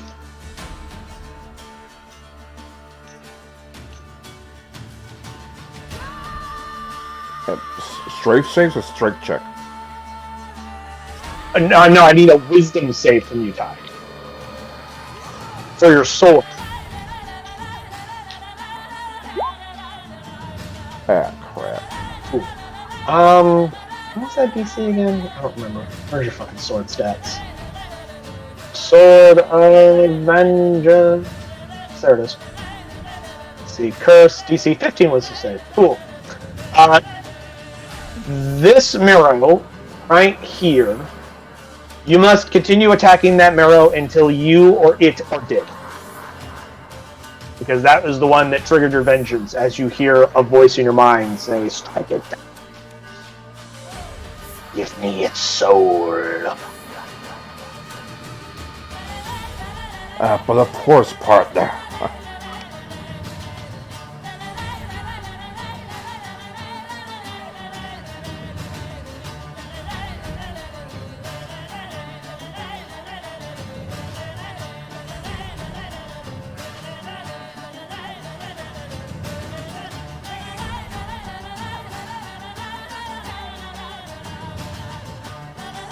There we go. That's right.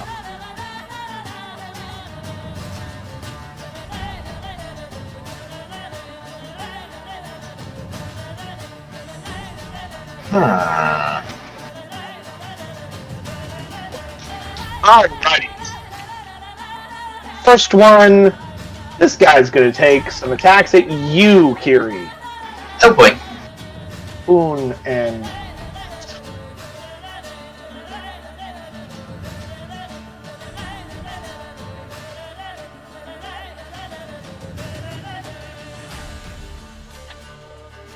$13 and $15. I think 13 misses. My 13 does AC is 13. Cool, so they both hit. They each did 9 piercing damage, so a total of 18 damage to you, my friend. Ouch. As it just gores you and like, bites into you and it just starts ripping you up. The marrow directly north of you, though, that guy, he's going to throw his harpoon at you. Oh boy. 10 is not enough to hit you. No. Thank God. This marrow will throw his harpoon at Arcanus on Baron. Let's see. 13. You had mage armor, right? What's your armor with a mage armor on? Because I believe you cast it in the last battle, and it lasts for like 8 hours. It's like 14 or 16. Not you. 13. I'm talking to Jim Ham. 13? Okay, cool. 13 will hit you. You take 14 piercing damage, and I need a opposed strength check.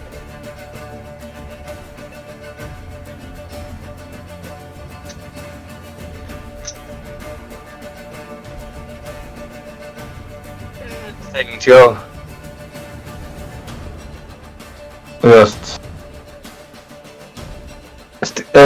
saving throw. Saving throw. No, a check, not saving throw. Okay. Just your strength, flat strength bonus. 6. Cool. I'm not strong.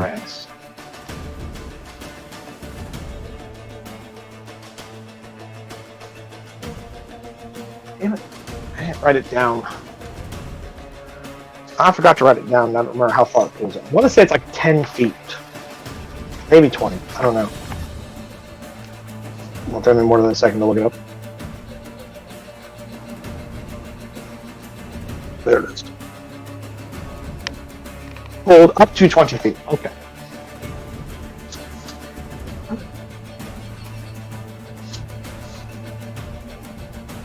Alrighty, he hits you with his harpoon, and he goes boop, boop, boop, boop. He pulls you 15 feet close to him, and then he bites you with his, the rest of his multi-attack. Because he hits you with the harpoon, pulls you in, then he gets a bite attack. Because they get a harpoon and a bite attack. 18 to hit for another 5 piercing damage. He just 5. 5, yes. So this marrow swims up and like a fucking shark fisherman, just and you get yanked towards him, and now he's got you in his clutches as he just starts ripping you apart. You are extremely fucked in this situation, which brings you closer to the other two who can also take shots at you now. I'm And then fucked. oh, It's just- we are fucked. It's just the positioning. They're going, harpoons have a short range, and now you're closer. So this one over here is going to take a shot. 20 will hit for 8 piercing, and I need another strength check to not get pulled another 20 feet towards that one. 1, 2, 3, 4, 5, 6,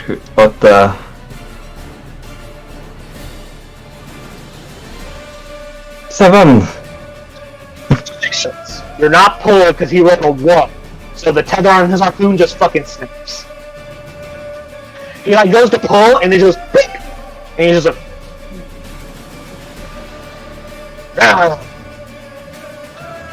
the one over here, he's gonna have. I'm gonna say he has disadvantage because he's kind of far away and he's trying to throw around the other barrel. Miss. It doesn't miss. No. However, it was not a critical hit because one of the rolls I rolled was a natural 20, and it would have been a natural 20 because it was the first number and it had not been disadvantaged, but the second number is an 18 to hit. Oh. You take 11 points of damage, and I believe that puts you at unconscious, does it not? Yes, Yep. and Cool, which means you automatically fail any strength check. So it 12 just damage. yanks you another 20 feet. As it just pulls you in, and then it goes for a bite. Sorry, Japan. It's not important to know, this is the way shit happens. Yep, I understand. Since you're unconscious, it has advantage on the attacks. It rolled a 20 to hit, which easily beats it. It is a melee weapon attack. You take an automatic critical hit, which is 2 death saves, fails. 2 death saves. 2 failures, yes. Wait. More Dice's turn. I almost said it's Dice's turn, but then I remember there were other marrow in the cave that I hadn't done anything. Yes, it's my turn. Check the roll. The rolls checker says it's my turn, so it's my turn. Hold on. Aw.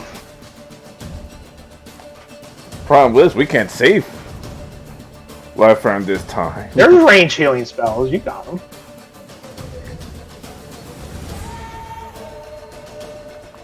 So let's just move 40 feet.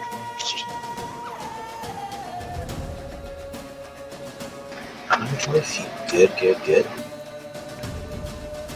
Oh, this guy's got a dash just to fucking get anywhere near here. So we'll go ahead and have him just dash up here.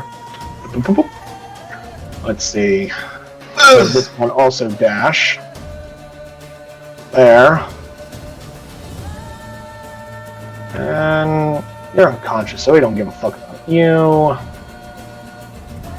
So he can just dash past you with no issue. Boop.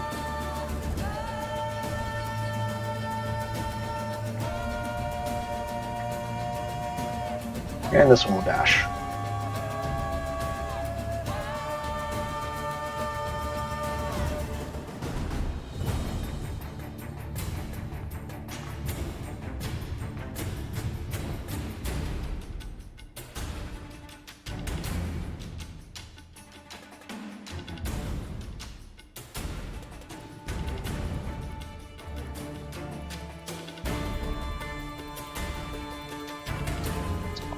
You just showed up. They're all dashing, so they can't do anything. So don't worry about them yet.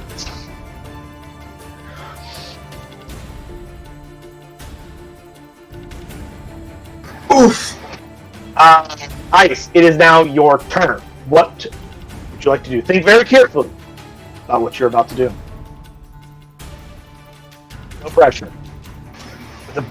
But the balance of your lives, your life or death, the balances in your hand.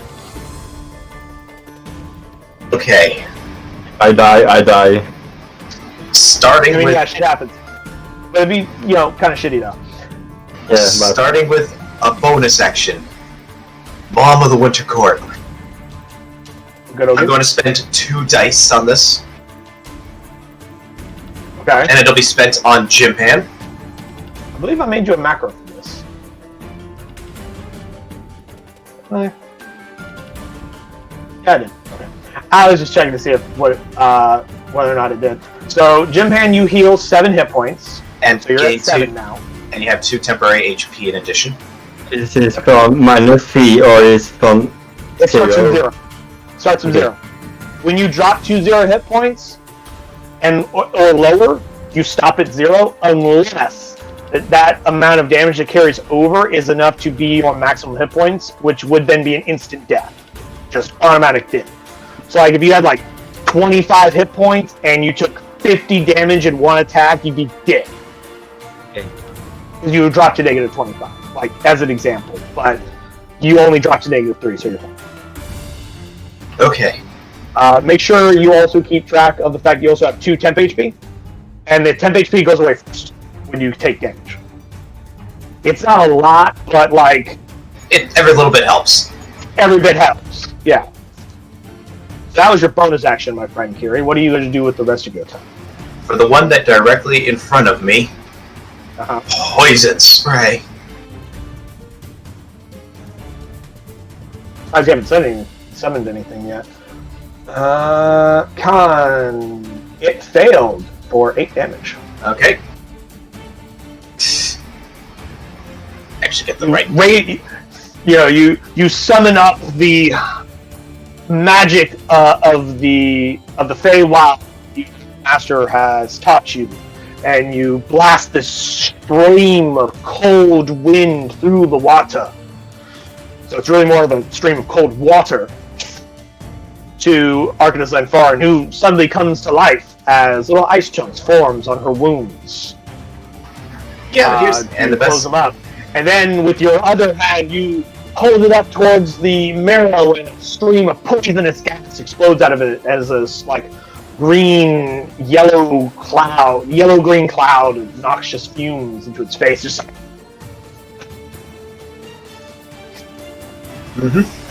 what would you like your retainers to do? Let's see, Stormbreaker shall move over here, and the Muscle Mage shall cast Fists of Fury.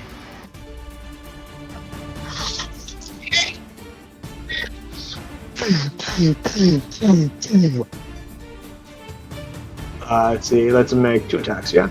Cool. Wow, a 19 and a critical hit. So, Ice, as this marrow is attacking you, and you're taking damage, and as you're casting magic to defend yourself as well as to keep the crew of the Stormbreaker alive, from the side of you, you feel this larger presence behind you, and you're like, ah, shit, another marrow's coming up behind me, as Stormbreaker just swarms past you, grabs onto this fucking marrow, puts it into a headlock, and just starts beating the crap out of it. Just, Nice. And let's see, that was 9 damage from the first hit, 8, and then another 38. And he starts turning the marrow's face into a sack of potatoes. Nice. Here, for those of you who like boxing terms. His face looks like a sack of potatoes. And I believe you still have, I still have Dr. Leibowitz. Yep. Dr. Leibowitz shall move here, and will cast Minor Heal onto Ice. That does... It was like a D8, I believe. D8. Alright, so D8 plus 3. Stirs 10. So Ice regains 10 hit points.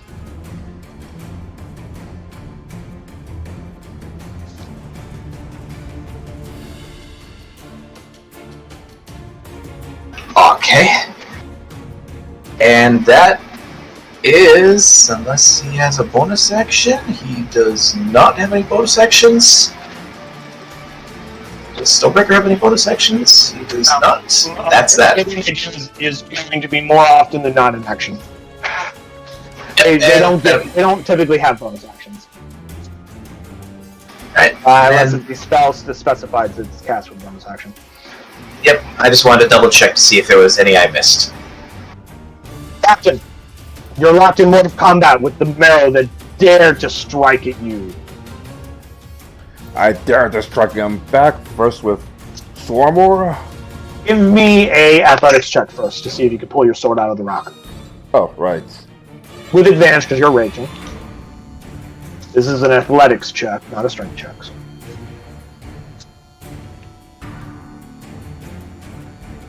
Too difficult.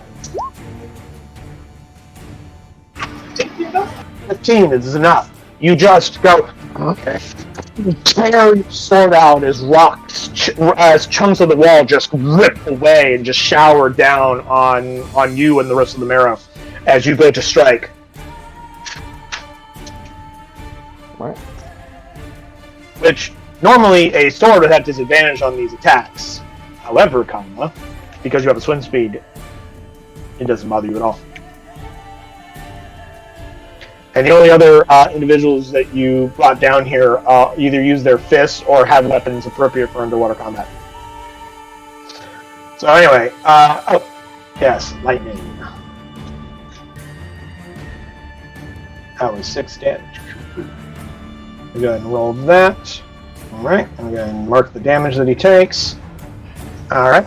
Alright, relentless assault and 1. Oh, come on! Just to confirm, I heard reckless attack? Yeah. Okay, so that's a 24 then, because reckless attack lets you have advantage on the attack. And 2. Your second attack? 22. So both of those will hit. That is a total of, good lord, 26 damage. Alright. You just start carving into just... Yeah, the captain's pissed. Drusilla, As lightning just keeps arcing off your body like you're an electrical eel. Drusilla really into his captain pissed. So, your retainers, what would you like them to be doing? Over here.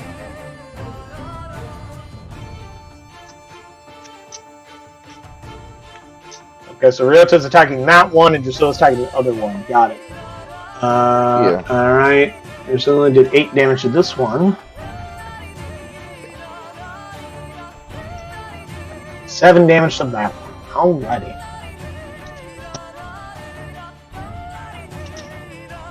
Was the captain? Okie dokies. Arcanus. You don't even quiet the situation. What would you like to do about it? What the fist fight them? I'm a puncher. I used Misty Steps and Very good choice, because Misty Step is not affected by the water, so you can teleport up to 30 feet to anywhere you can see. use that on distance spell. Distance spell does not affect Misty Step because it's not an attack spell. If you were attacking with something, you can increase range, but it wouldn't work on Misty Step. Okay. So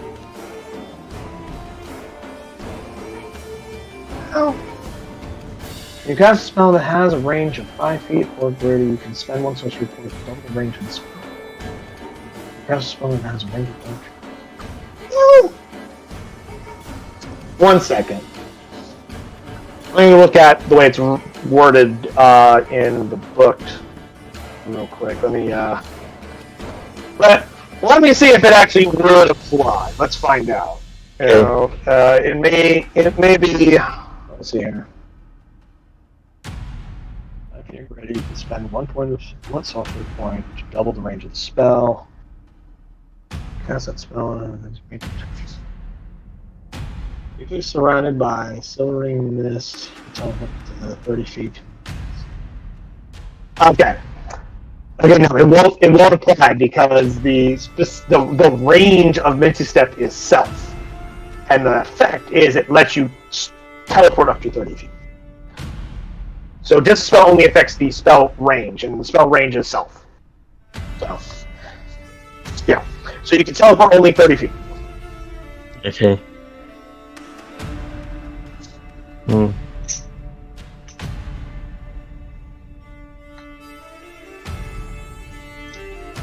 Shit. And a quick puff of smoke, Arcanus Lantaran vanishes for a second. Reappears next to Nezor. Yeah, cause another spell, or do you need to wait till next turn? Say again? Cast a spell. Can I do that? Spell. As long as it's a cantrip, yeah. Since you use your bonus action to cast Misty Step, the only other spell you can cast with your action would be a cantrip. But you can, in fact, cast a cantrip. Think of.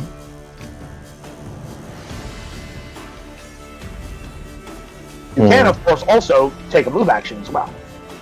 Because you still have movement, because you've only used a bonus action. Yeah. So I assume you're moving a little bit farther.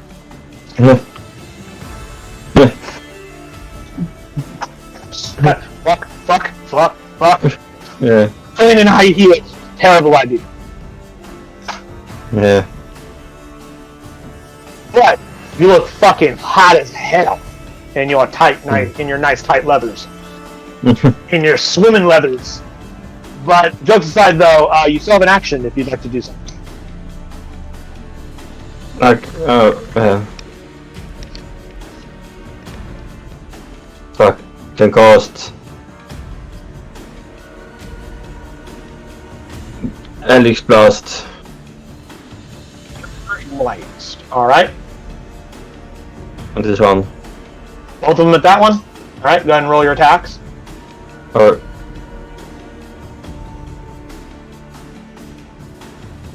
yeah.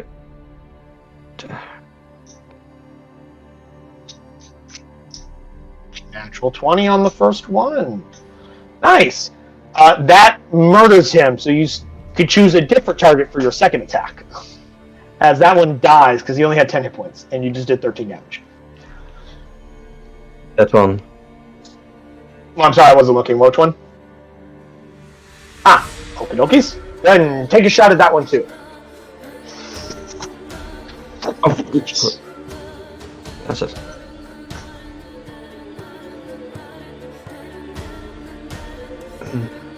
Well, unfortunately, is not enough. They have an armor class of 13. You missed it by 1. Well, that was a pretty good move, so I'm going to throw inspiration out with you guys for that one. You have 2 in your pool now, by the way. So you guys watch Arganazon fire and just, like, turn in a direction and just teleport, and then start slowly, like, quickly as she starts conjuring, and just goes fires off one blast that hits the marrow in front of you, Kiri, and just slams him into his face and just explodes its head apart. And then she throws another spell towards another one, but unfortunately doesn't quite hit it as it ducks down and it slams the wall behind it. Your people, your retainers, now Arcanist Landfall. Heads up, I'm just going to be stepping out for just a minute. Be right back soon. Okie dokies.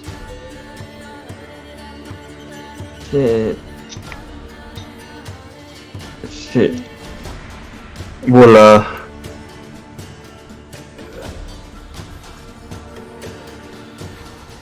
5 damage on which one? That one? Alrighty.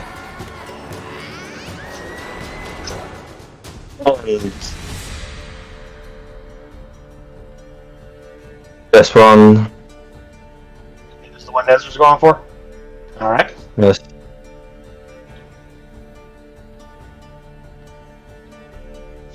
Nice. He kills it. As Nezor somehow, despite being under fucking water, just nails it in the face. Oh, Arganazon's doing fantastic because magic is not affected by water as much, apparently. Obviously. Next is the Marrow.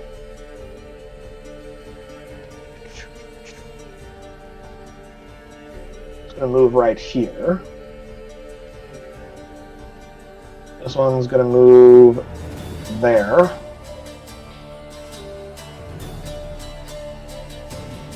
Over there. There.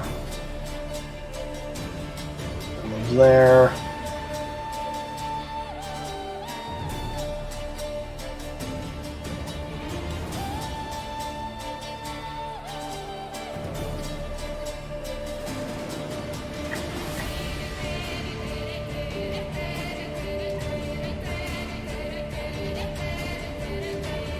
This one will dash to there, so that one doesn't do anything. The other one's doing it.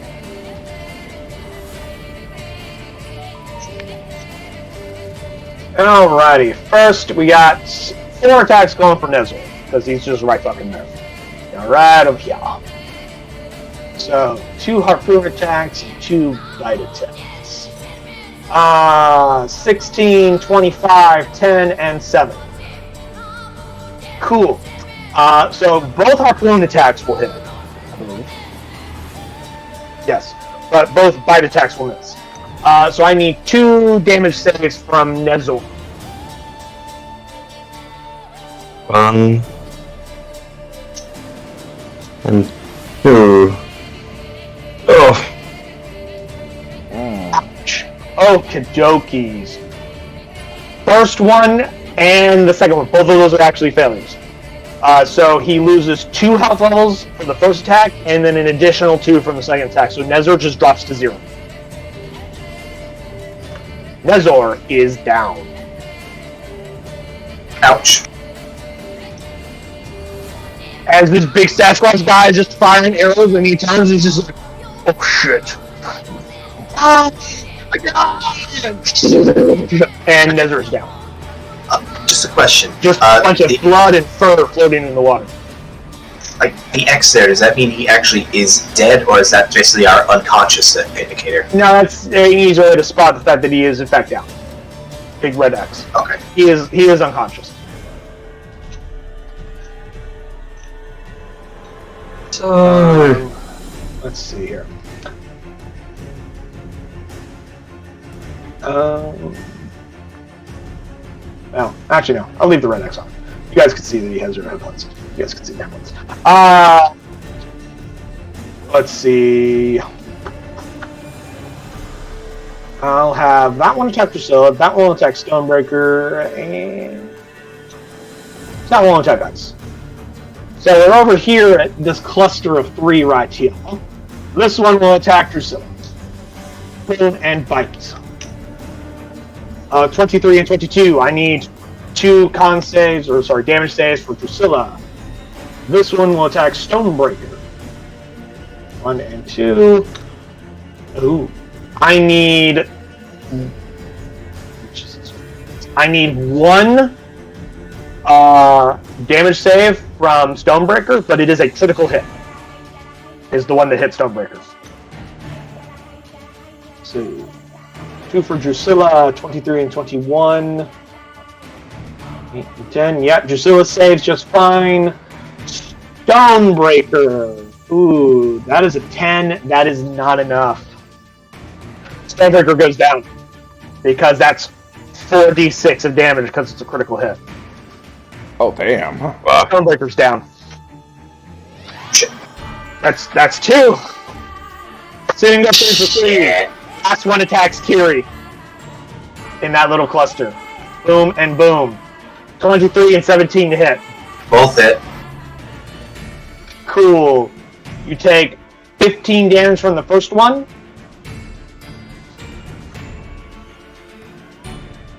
And 6 damage from the second one.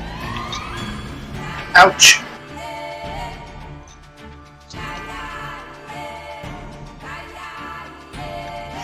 Oh, this is going to hurt.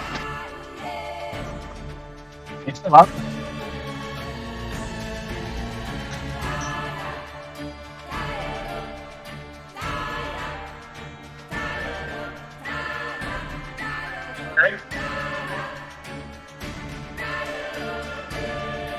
Hello? Still up? Yep, still alive, but not all the marrow have gone. That is phenomenal. Well, not all of them have gone. There's still the ones attacking Ty's little group over here. Okay. First, let's see. One will attack Ty because you recklessly attacked last turn. They have advantage on their attacks. One got a natural 20, the other one got a 15, so both will hit. First one does 14 damage, reduced to 7 because you're raging. Second one did 6 damage, reduced to 3, so you take a total of 10 damage. And the second one will attack Vola. 19 and 24. So both will hit Vola. I need 2 damage saves from Vola.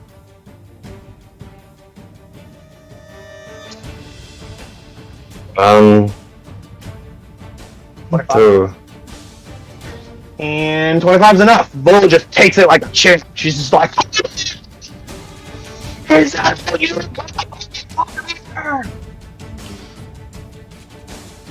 That is those men. Dr. Ice. Okay. Bomb of the Winter Court onto Stormbreaker. I will use 1 die for this one.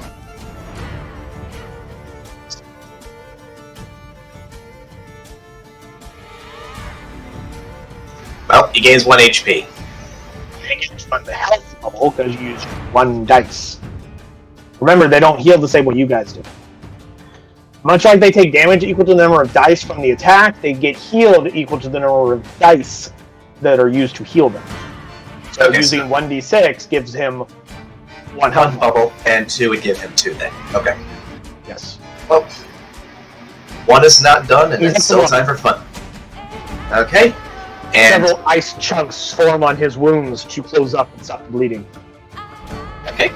And to this guy right here. Listen. Harry, might have made a suggestion because you have Yes. 2 people that are down. Yes. What is the suggestion? Bomb of the Winter Court is 30 feet, right? Yes. Would you not think it'd be wiser to use that on Nezor, who's much farther away from you? Okay, I'll do that then. And then perhaps use your action to cast a healing spell onto Stormbreaker. Cure wounds. I thought that with the bonus action I couldn't cast another spell. Bomb of the Winter Court is not a spell. Ah! Good point. Okay, I will do that then. But you can Bomb of heal. Winter Court. Yep, I'll do that. Bomb of Winter Court goes to Nezor, so he gets that 1 bubble. And 2 simple to cure wounds onto Stormbreaker. A level what spell? At level 1. Okay. So make sure you're marking these spells off in your dice pool from your Fey crazy nonsense. But yes, you heal both of them up to 1 health level. That of course uses both your bonus and your action. I know if I run away I'll get attacked. But, That is true. god damn it. I spend my move action flipping off the marrow.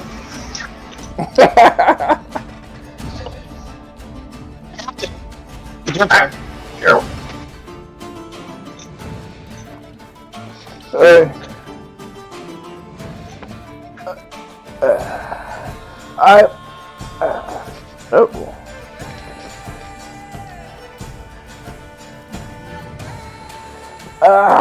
I will not let you take any of my men hostage. Well, any more of my men hostage. A slight against your crew.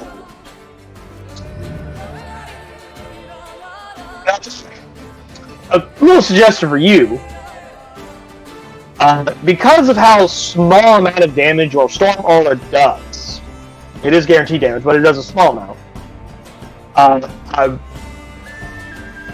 My suggestion would be perhaps trying your attack action first. And if it does kill your target, then you can have that Storm Aura hit something else. And if it doesn't kill, maybe it's on its last legs, then you can be like, try and finish it off. Just a minor thing on that. Good point. Since it only does a d6 of damage. Anyway, we'll let this attack on 1. So you're recklessly attacking again? Yeah. Alright, 17 will hit for 14 damage, which does kill that one. You still have your second attack if you wish to take it as well. Yep, on this one. Reckless attack. 24, 12 damage. And then I assume you want to use your Storm Aura. We'll use the one you rolled a minute ago, which is 3 damage. Let's see if they make their dex save. They do not, so they take 3 damage. Okie dokies. Now your retainers. Alright, 1. 6 damage. Wait a minute. Alright. And Drusilla's going to attack the barrel behind here. Alright. pulls out her daggers and starts going to work. Okie dokies. That is all of your turn, I believe.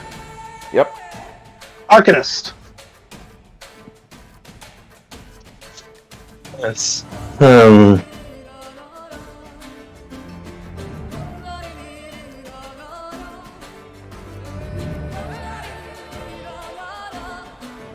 I cast. I can.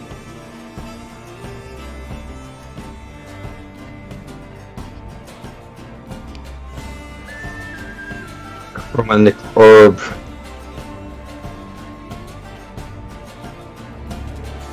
At that one. Just kidding. Who Who really fucking hates counterspell because I use it against them a lot, but you know, they're spellcaster, so like, what the fuck else am I gonna do? But there it is. You're casting it at level 2. Fantastic. 20 will hit for 16 damage total. I assume you're not using whatchamacallit? or some Fire. or That's what I was looking for. or Now- electric. Here, you're using lightning? Okay, here's the thing. And As a reminder, Yeah. you can do it as a bonus action. You can move up to like 10 feet. And you have that other ability to cast a thunder or lightning spell. You can do this like AoE zap against multiple targets. okay. My suggestion, Oh yeah. as a thing, is That's as you're casting, you go bonus action, or you cast it, bonus action, move 10 feet to here. Zap them, and then you can take your movement to move away, or you can take your bonus action 10 feet to just, move a little bit closer, or get within melee. You can choose not to, or you can just stay right there, and you'll hit.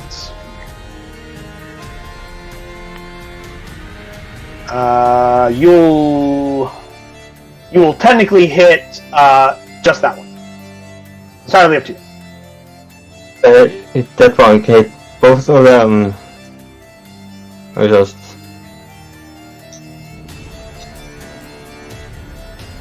Because that little damage wall thing that you get when you cast Thunder and Lightning spells is only 10 feet wide, so you'd have to be closer.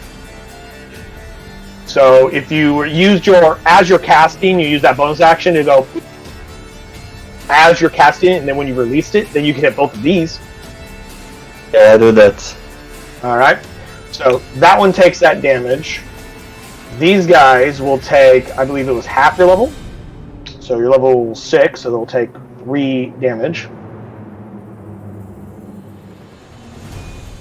And then of course you still have your movement if you wanted to do something else, since your little shifting ability is a bonus action.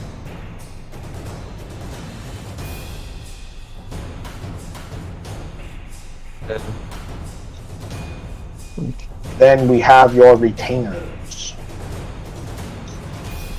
Okay. Well,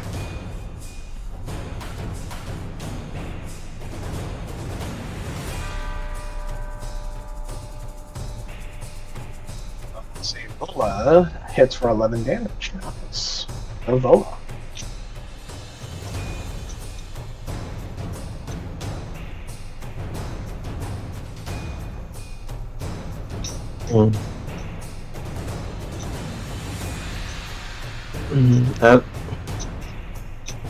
You saw Nezor. yeah. Nezor, like all retainers, has all the same actions they can take. Like you guys, they can take dashes. They can take dash actions, disengage actions, dodge actions, attack actions, etc., etc. So if I say move here, they going They to will get attack attack. opportunity unless he is disengaging. Which, he can disengage if that's what you want. What do you other think? I will say that if he disengages, they'll attack Leibowitz. Yeah. However, Leibowitz has much better armor than Nezor does.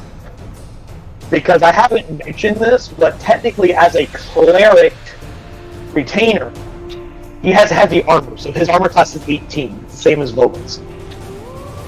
So the small gnome man is more heavily armored than your giant Sasquatch dude. Just throwing that out there by technicality of the nature of their stat blocks. What do you think, Kiritai? I don't think Ned's Channeling. going to take a secondary hit. I want to throw like To disengage? I'd say Each marrow gets 2 attacks. So if you like your odds on getting missed 4 or more times, you can let him stand there and make an attack, or if you don't feel that lucky, Yes. that he can be missed that many times. Disengage. Okie dokies. As a quick note, anytime I make a suggestion to you guys, you don't feel that you have to do it. Yeah, Or that I know, but I'm simply making sure you're aware of all of your options. I just have more options. like I said, normally I don't want a meg to What stand. I try to do is because I spend a lot of time thinking about mechanics and rules and the game itself, I wish to impart my understanding of the game mechanics to you guys.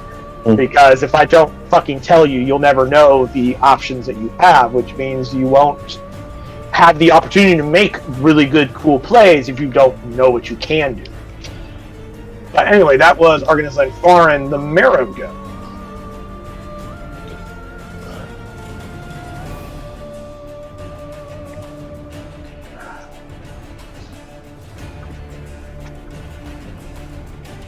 I need my dice for this one.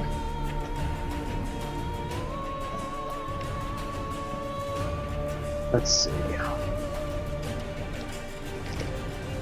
For a roll like this, I know which set I'm specific. please don't be weighted. I don't use weighted dice. That's cheating. And in a game where you literally can make up the rules whenever the fuck you feel like, it's a pretty poor sport to be cheating. Yeah, this is D&D, not Calvin Ball. Pretty much. There's the other one. First row D&D. What rules? Now, first rule of D&D is that all rules are subject to the interpretation and are up to the interpretation of the Dungeon Master. The Dungeon Master has final say on all interpretations of rules and may change them at any time as he sees fit. As long as they're across the board. Well, the social contract states that all rulings of the Dungeon Master will be fair and consistent. DM have the final say.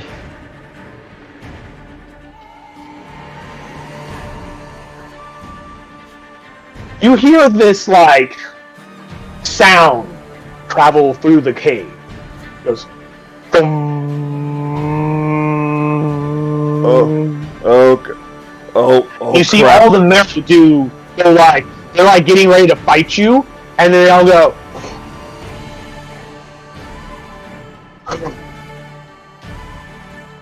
And they all just disengage from you. Wait, what? They just leave. Okay. So they just BTFO'd? Okay, what the F was that? Something to be very concerned about. You have no way of They knowing. had us dead to rights. Why would they do that? Exactly. I mean, we're out soon. We're going there much sooner than later. Why are they?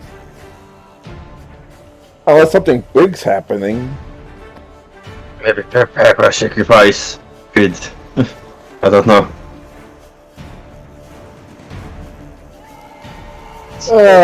Doctor, see if we could cure us a little bit. I have a feeling we're not going to be the. Obviously, we're not. That's not going to be the last we see them. That's true. That's true.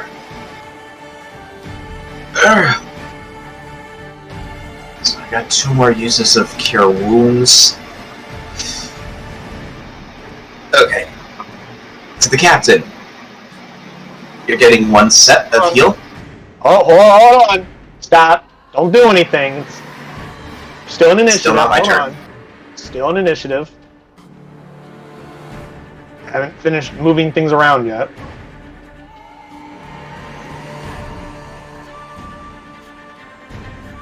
Out of curiosity, from like the DM's perspective, what exactly do like these like black border walls here look like to you? Like, is there like some outline of this is semi-transparent? I can see through fog of war. You guys can't. Okay, So the but areas Mark that I says, like, reveal to you guys, like as an example, when I do this, when I do this, you guys see a big black box. I see a semi-translucent box or semi-transparent box. So I can still see where ice is standing. You guys can't unless I do that and reveal the area. Okay. That's how Fog of War works. So I can see through Fog of War because I'm the dungeon master. So unless you hide parts of the dungeon, I don't want you guys seeing. I figured it had to be something like that. That was the Marrows. Okay. Ice, it is now your turn. Just thinking, I only have very limited heals left. So, priority of healing. First is going to be the captain. Wait. Was Cure Wounds a touch? Or, yeah, it was a touch. Healing word, or whatever the fuck. Whatever they see you guys.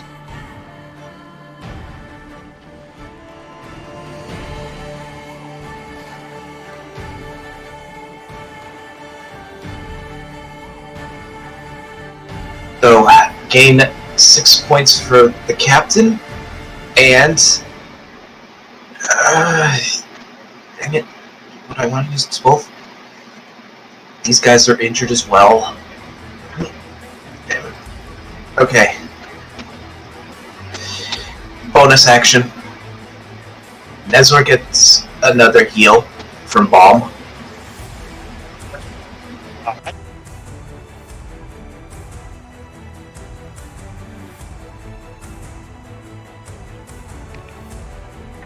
That puts me down to 3 uses left. Containers will move here. 2, 3, 4. And wait, is cure? Alright, yeah. 5 times a day. That's not something I can work with. Yeah, that's Levelwit's turn. 5 times a day, but only once every 10 minutes. Yep.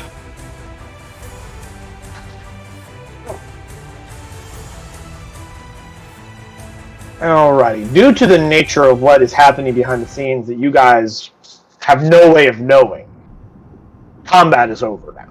You may move freely as you see fit.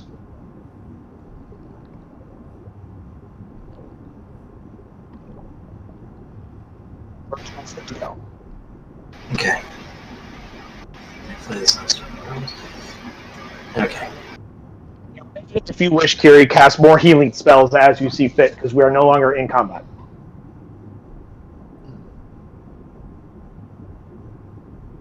Since we're not in combat, does that affect like the number of spell slots that you use up, or? You still use spell slots like normal, yes? Okay, I didn't know if it was different when out of combat. Yeah, yes, you still use spell slots. Unless you guys are going to, pop a squat, take a short rest down here in the weird Marrow Cave, but, that's up to you. Oh yeah. We take a short rest in Weird Mirror Cave and waterlogged sandwiches to eat. I'm about to say wake up sitting next to Cree like, hello. Well, short rest is an hour power nap, not you wouldn't be going to sleep. You'd be taking a breather, essentially. And I absolutely cannot afford to go to sleep. Because otherwise, we're going to drown. Well, that's right. Your water breathing lasts 24 hours, as long as you guys don't stay down here for more than 24 hours. Oh, even sleeping wouldn't get rid of that? It's not concentration. Oh, yeah. Being unconscious doesn't change anything. Okay, good. I'm just so used to having so many spells that are freaking concentration. So I guess, True. technically we could take a short rest. If you want to spend a whole hour down here, yes, you can. I However, comma, you may or may not want to do that down here in an area that you know is already full of enemies. So yeah, I don't know that's if you- probably a bad idea. Yeah, unfortunately. So, Captain, here you go. One more.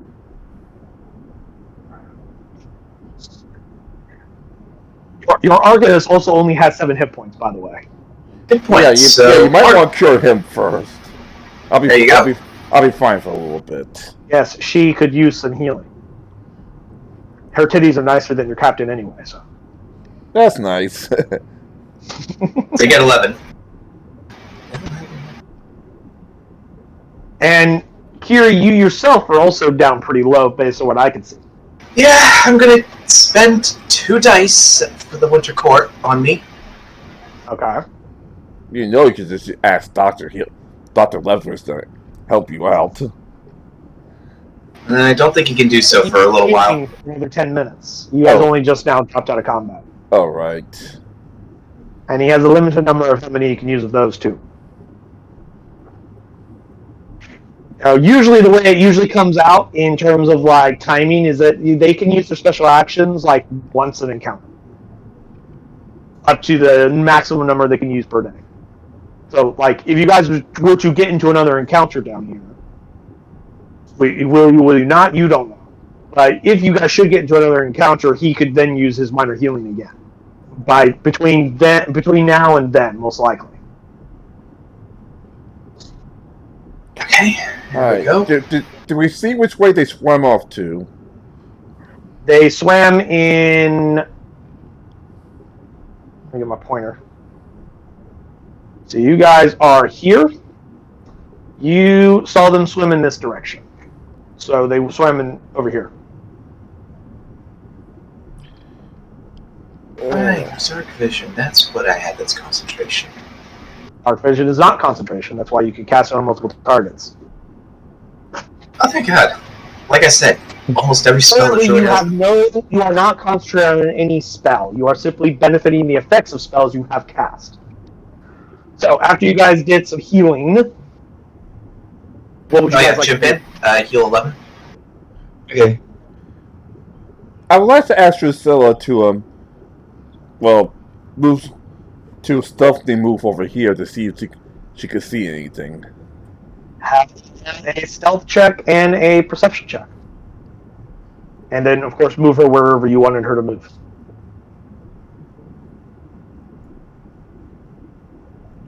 Okay. Alright. Let's see, from where she's currently standing, she can see that.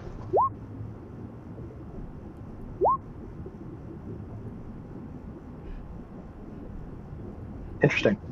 Well, at least She'll she's have an to ninja. actually move around that corner there to actually see into the room. Because right now all she sees is this wall right here. From her current standing point. Alright. From right there, she can see all of this. See, she has superior vision, so she can see a lot of shit.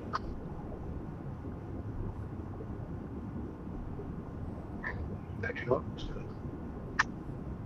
this whole thing.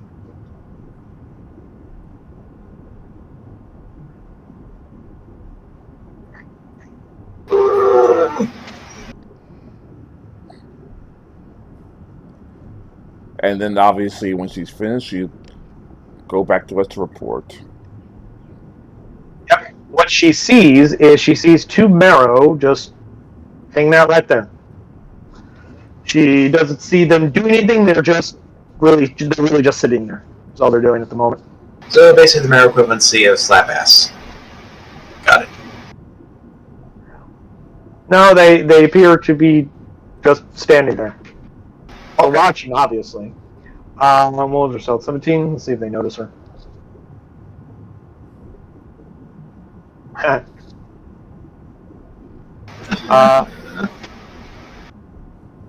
As far as you know, she has not been spotted. But you have no way to know for certain. She's did an amazing job. So she comes back and she'll be like, "Oh, Captain, they appear to be just standing there. Menacingly. They're not attempting to hide. They're not attempting to. They don't look like they're ready for an attack. It looks like they're just standing there. Might be a guard position. It must be really But important. then, why would they need to guard? Why would they need a standing guard if they were in the middle of attacking us? That's a that's that's a very good point. That means something bigger is about to happen. Yeah, shut up. By chance, in that area where you shot the guards, did you see anybody? Like maybe something indicate there was a hostage out there, or maybe like a wound pool where there was like an area where there was air above them? They were standing? Nope. What? Only saw two of them. So saw nothing in the room. Didn't see like what looked like maybe like a surfacing area. Not where she could see. You guys would have to go further in to have seen anything like that. Okay.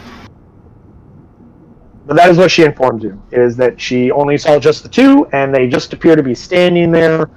They weren't in a battle-ready stance. They weren't in an ambush stance. They were literally just standing there.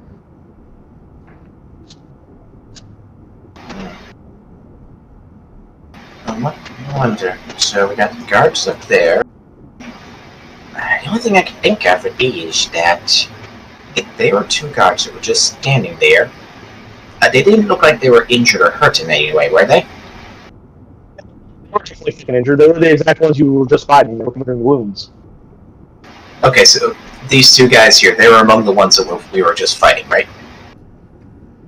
It's one of them, because at least one of them is damaged. The other one is not. Okay, so 50-50 shot on the other one. I mean, they all look the fucking same to you. They're all giant, freaky fishmen. Like, you can't tell them apart. You just know that one has wounds on it because you've injured it. Okay, so... Oh, you got what you doing? Okay, so, Captain, never mind, I could actually just... Let's not move everybody at once. Okay, so what did the Captain see over here? Okay, so saw a wall right there. Why do we not go this way? He points down the other direction of the sea cave you're in. Which direction? This direction or this one? The other direction, i.e., the one you guys haven't seen the marrow at. Stormbreaker looks at Nezor and he goes, well, obviously we don't want to go that way because there's no enemies. All the enemies went that way. That's why we should go that way. And Nezor just looks at him and goes, but there's enemies that way. And Stormbreaker's like, yes, that's why we should go that way. That's why we shouldn't go that way. We should go where the enemies are not, sneak around them. Stormbreaker's like, why would we want to avoid them? We should go and attack them. And they just don't understand each other's mentality because Stormbreaker's like, we should go where they are so we can fight them, and Nezor's like, we should avoid them. And there's a miscommunication between the two of them, and they think the other one's crazy. Stormbreaker, there's a possibility that they might have just gone up that direction because to lick their wounds. That means this area here. It could have our first mate. This way, we could maybe find our first mate. Maybe get some loot. Whatever you think is That sounds best, good. Captain. Our priority is rescuing our first mate first. Loot afterwards. But just in case, Drusilla, can you check on that side too, just in case? I'd be happy to, Captain. There. Give me another stealth and perception check for her.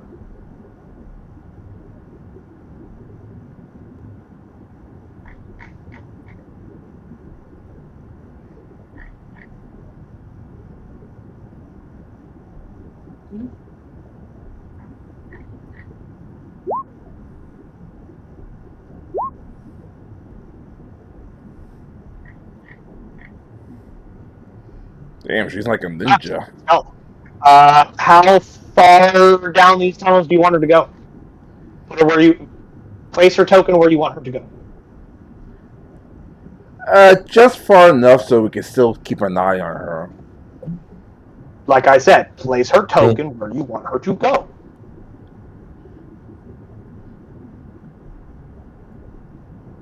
I will reveal the map as she moves.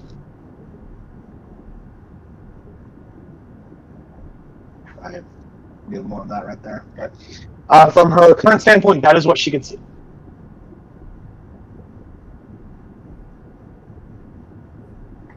And I'll follow a little bit.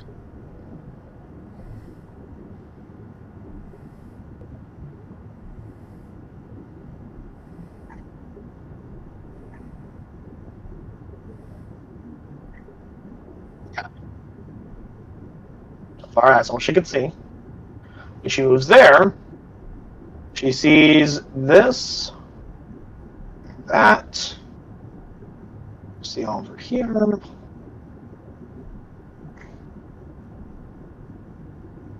She kind of swims out a little bit into the open, because there's not a lot of places for her to hide. She's used to stealthing through caves, not three-dimensionally waterlogged caves.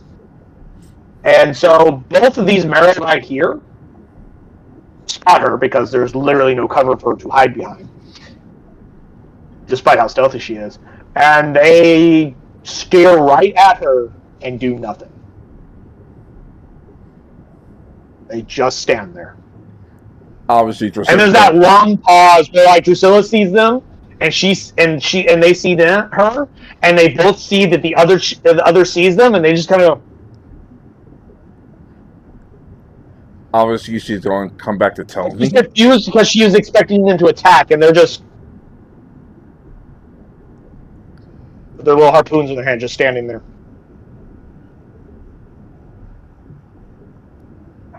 Like, Their gills twitch as they breathe in the water. like, She comes back and then informs what I've just told you. like, wait a second, what? So they clearly saw you and didn't attack? The captain didn't do anything. Maybe you can say hi to them. Do you Are you saying you want to go say hi to them? I mean, you can go out and say hi to them. What language are you saying? I speak. Oh, fuck. Draconic. Hello. You say it in Draconic. You wave at them and they stare at you, and then they kind of cock their head to the side because they do not speak Draconic. Goblin. Hello. They do not speak Goblinoid either. They I just think wave there back. was a thing in here. Where was it? Yeah. The arcane magic you command is infused with elemental air. You can speak, read, and write primordial. Knowing this language allows you to understand and be understood by those who speak its dialects: Aquan, Aran, Igian, and Terran. So you can speak primordial, which they may or may not know. Aquan is for water elemental creatures, and then Terran is earth, Igian is fire, and then Aran is air.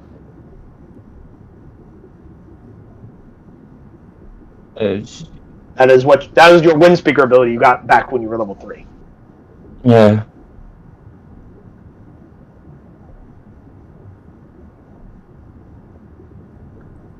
In addition to your common, elvish, draconic, and goblins.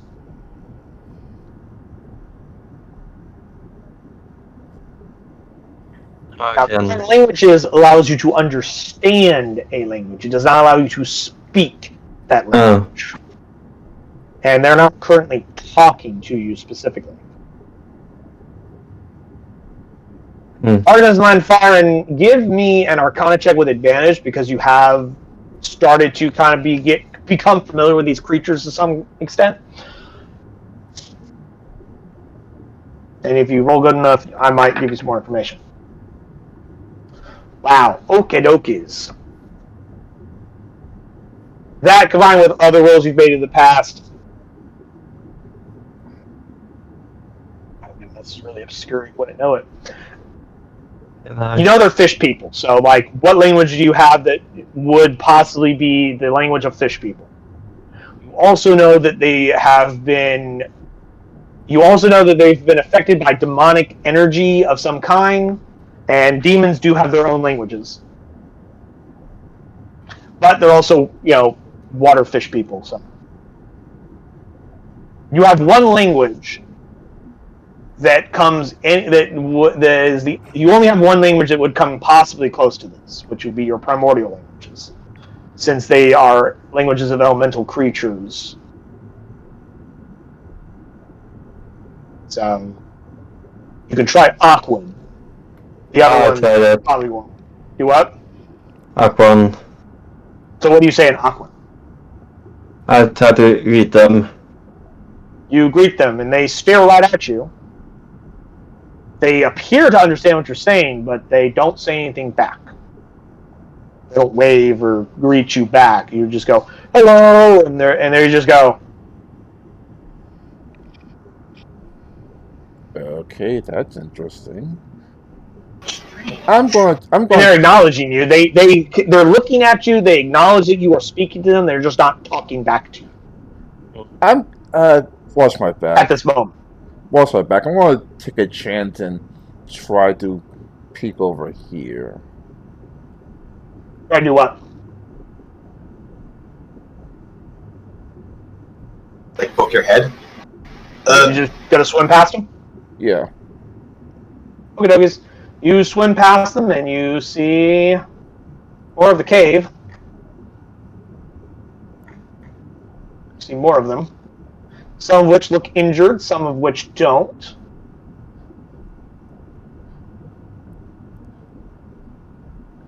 And you see more of them, and again, they're all staring at you as if they're waiting for something.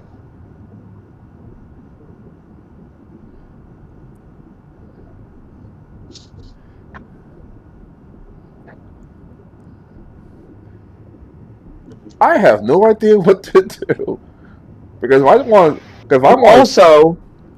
you also see a massive hole right here. It goes down further into the cave complex. Do you run over and look what's inside? Yeah. Cool. When you look down into the hole, because you can't see in the darkness, you see a creature is like sitting there inside the hole. Holy fuck! Like, ooh! Those of you who wish may roll a Arcana check, if you are proficient in it, to see if you know what it is. I believe only one of you are proficient in Arcana at the moment, though.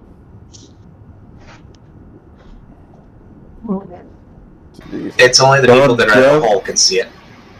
Just the goals. Yeah, if you're near the hole, you can see it. Following your lead, the rest of your people are going to just follow along.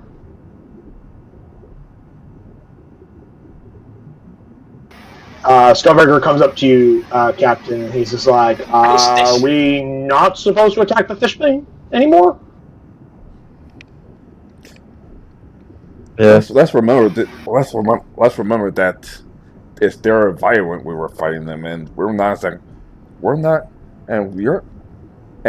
exactly let's just say You got the home field advantage. thank you, Doctor. Why are they not attacking, Captain? Noah speaks up. He goes, "Aye, Captain. This is very strange. Why are they not attacking us?" That I do not know. As far as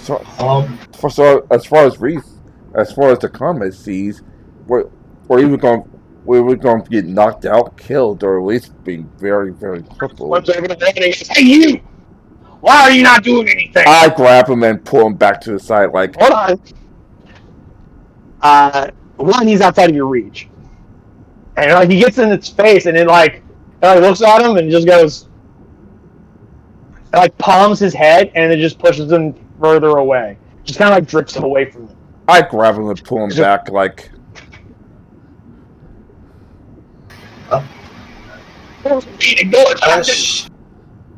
Shendu, I know you said that. The creature. You rolled an 11. Rescue first, argue second. Arcanus, Shendu? I noticed. Hold on, Arcanus. I noticed you rolled an 11. You only know vaguely about this creature. You know its name, which is a Hydra. You've seen it in like a book somewhere. It was super obscure. You don't remember much about it. You just remember you know that it was called a Hydra. That's all you know. Which, speaking of which, the Hydra starts climbing up out of the hole. All right, let's book. It has like 5 heads. As it climbs up out of the hole, it like looks down at you. And all the heads start looking at you as it starts to move in this direction. Wait, what? Shendu? It climbs out of the hole and swims a short distance and then lands there, where, much like a dog with its 4 massive legs, it just folds them up underneath it and just sits down, kind of like settles down on the ground in the water as all the heads are just staring at you. I think Dr. Adam wanted to ask a question. Somebody wanted to ask something? Yes. With a nature check, could I maybe get an idea of, is this normal behavior for a Hydra, or why didn't it just try and eat us since it's a sauce? Go ahead and roll. Wow. Cool.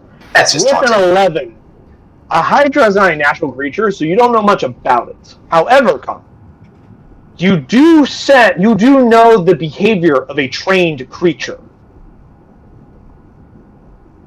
Nice. Something's Which trained means this thing. something has told it not to attack, because it's moving like an attack dog that has been told to heal. Like, it looks at you, it's aggressive, it wants to eat you.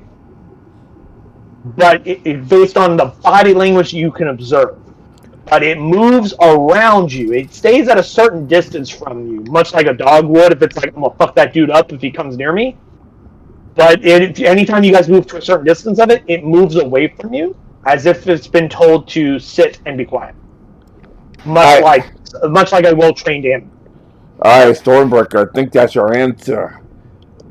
The Hydra and this Morrow have a boss too, and for some odd reason, he or she ordered him not to attack us anymore.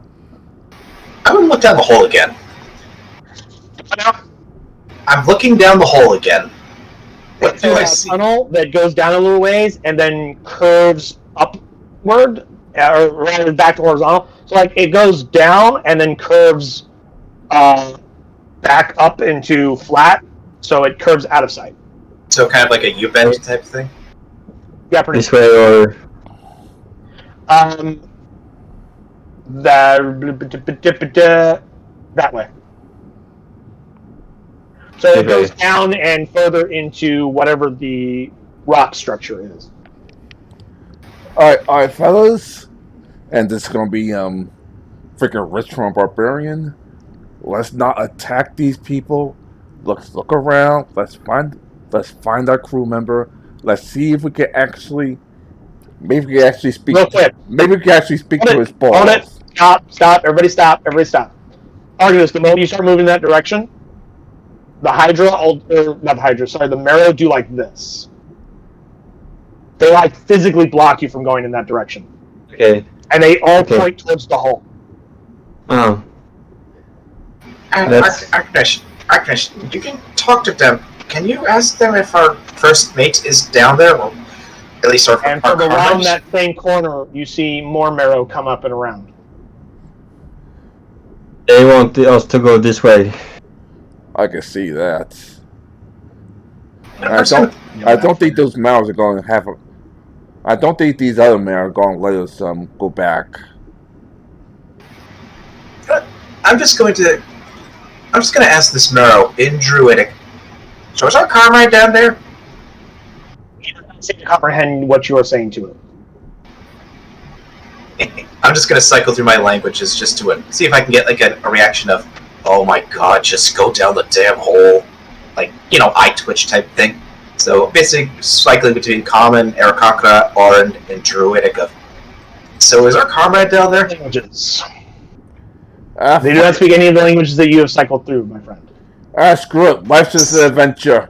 Besides, obviously, they're out here. So I just point to the hole and point to us, then point at the hole again, and kind of do like a... Captain goes down the hole.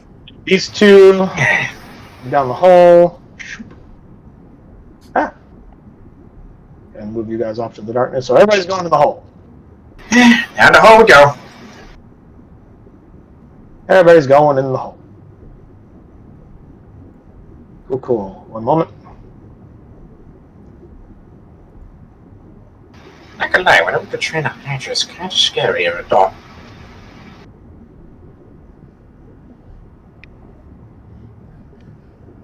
Give me a minute.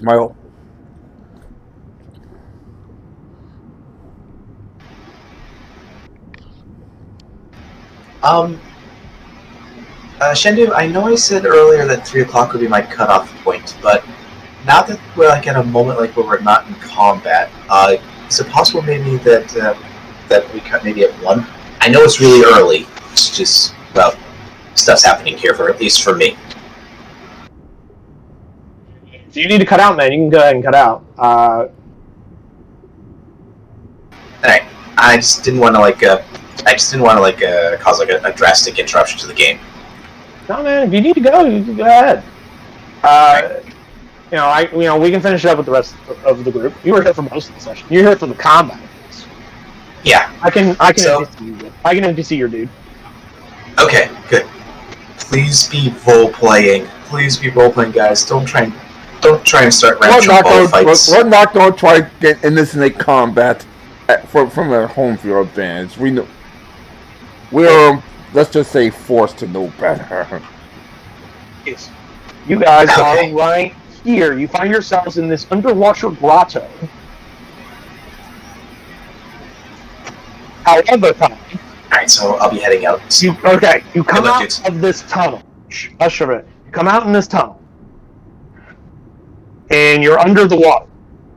When you look up, you see the surface of the water. So as you come out of the tunnel and swim up, you find an air pocket. And you find yourselves in this underwater cave grotto-like thing. What would you gentlemen like to do? I assume we can see Creed. We can see Creed over here. If you were to go into the cave and come up to the surface, yes, you can see Creed. I'll see something else. Oh, perception check if you'd like. Give me a second. Perception.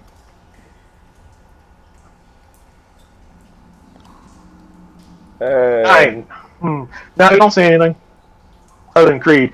You see, Creed is, if you come up to the surface, you can actually see him. You see he's standing there with this, like, bag in one hand, and in the other hand, he's holding this, like, amulet-looking thing, like some kind of, like, pendant necklace-looking thing. I want to. And when he hears more water, he goes, "Who's there? Did you come back? I thought we already had a deal." It's me, Creed. Oh, Arcanus, it's you. As you climb up onto the rocks, just like a wet rat. Your hair is just plastered all over your head. You look like a drowned rat. And he goes, Arcanus. Yeah, pretty much just like that. Just like that. You had inspiration. You had inspiration for going all out. But, yeah, you come out of the water and Creed's standing there and he goes, "Oh, Arcanus, there you are."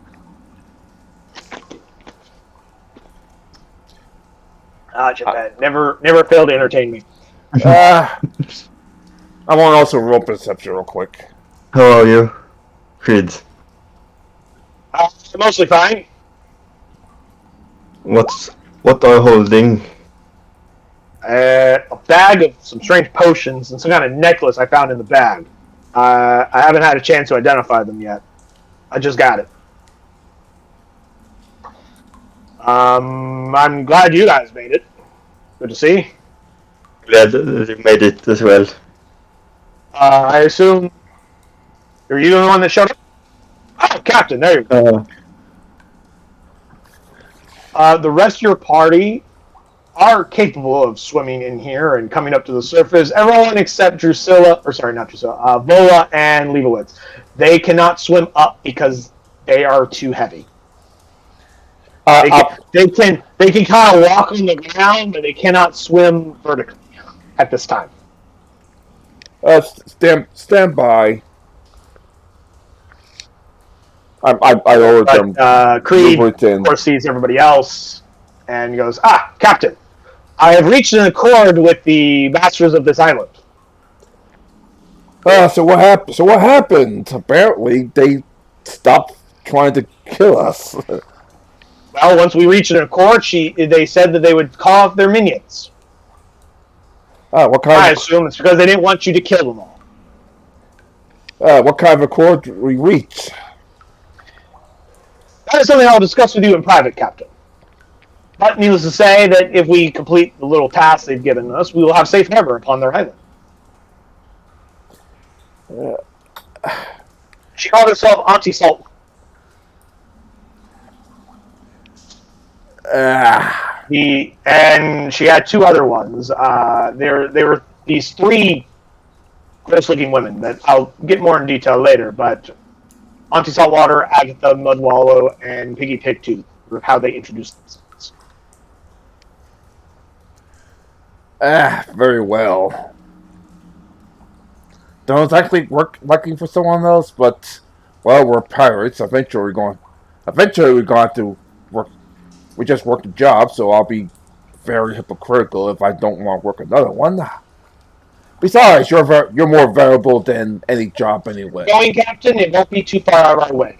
As I said, we will discuss this in private. No need to worry the rest of the crew. Then let's get to the ship. All right, Captain. And he just jumps in the water and because his swim speed is probably almost as good as yours, I believe. And he can also breathe in the water. So. You check. I pull everyone back to the ship we go.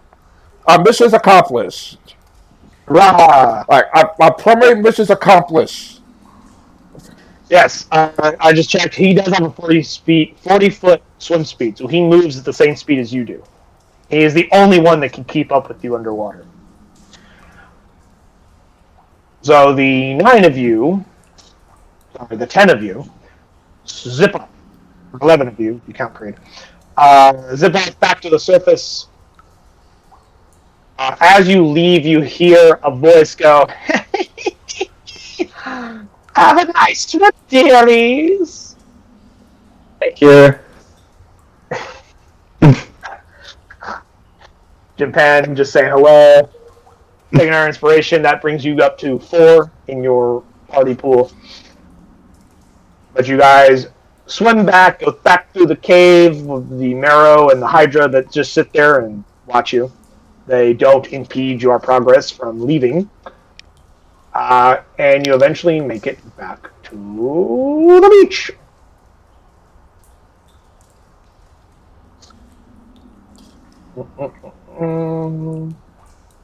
And Mockingbird, Honeybird, how's the ship? They look at you and go, "All is well so far, Captain. No problems while you've been gone." We achieved our mission. Let's take a rest until high tide, and then put the ship back in the water. After that, we apparently have a job to do. By the end of the day, the tide is high enough. Mid-afternoon. By the tide is high enough for you guys to just they'll hug you back. To just push the ship back onto shore or off of shore. The Songbird Sisters do, though, have a mild issue with the fact that you're soaking wet and they are cats. And they're just like... sorry, girls. They What, kind of what, like gently hug you as best they can as you just wrap around them and just like because you're wet. And Tabaxi does really like water, at least as far as I know. I'm not 100% certain on that. I will take a shot. I will take a It could shot. be like Jaguars for all I know. What's running off as we cruise on by? Fantastic. So, you eventually get out to sea. Drusilla. Let's see, where's everybody? Nezor remains at the helm until you give orders of where to go. Vola and Stormbreaker will stay at the prow and the aft of the deck, just watching out. Obviously, I'm gonna have Creed, Dr. Ice, Ice and is going to go, unless you have some other orders for him. Dr. Ice is going to go and rest in one of the quarters that was originally Creed's, but Creed has decided to give that up and sleeps down in the hold. Sorry. Drusilla, because it's getting close to dinner, is going to go and whip up some food for everybody. Dr. Leibowitz returns back to his office. Ryota will go down into the hold to check inventory as things are put back onto the ship. And the Songbird sisters, because there is no need for them, they go to their room at this time. I guess in this case I'll just go to my quarters and take her and rest up for dinner. Well, I mean, that's what they're doing in absence of any other orders. Creed is awaiting to speak with you. I'll walk up and speak to Creed. You guys can have that conversation in your quarters for a moment. Arcanist, where would you like to be? Feel free to move your people wherever you want to be. Your token is currently sitting in the crow's nest, because that's typically where you hang out. But you can be wherever it is you wish to be.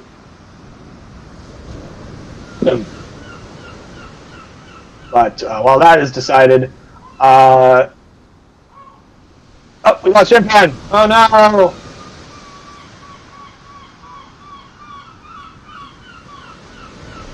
Like, Chimpan's been kidnapped. We gotta go rescue him too. As you decide though, Creed, oh there he is. Creed pulls you aside and goes, alright, Captain, this is what happened. After I came to, I discovered myself in that underwater grotto, and I had a brief conversation with these three weird fish women. They were kind of gross. They were slimy. They had big dead fish eyes. I believe I've heard of what they're called. I believe they're called sea hags. And they were interested in making a deal. They want us to go find some book, if they use the word grimoire, in Ruthium, which we're already heading in that direction as is. There's a book inside the city of Ruthium and some library that they said were called the Green Rooms, whatever the fuck that is. Some kind of library in the city of Ruthium, and they want us to go and get this book that's in it and bring it back to them. And then they left this bag that had some stuff in it. I haven't had a chance to look at what they are doing. Well, we're already came for Rooftdom anyway to cause some trouble, so then more trouble and get our first mate back and safe passage across the seas is a bonus if I say so myself.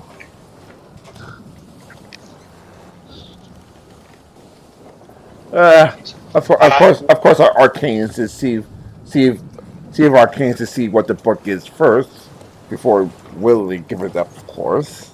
Well, they didn't tell me the name of it. They just said it's a grimoire.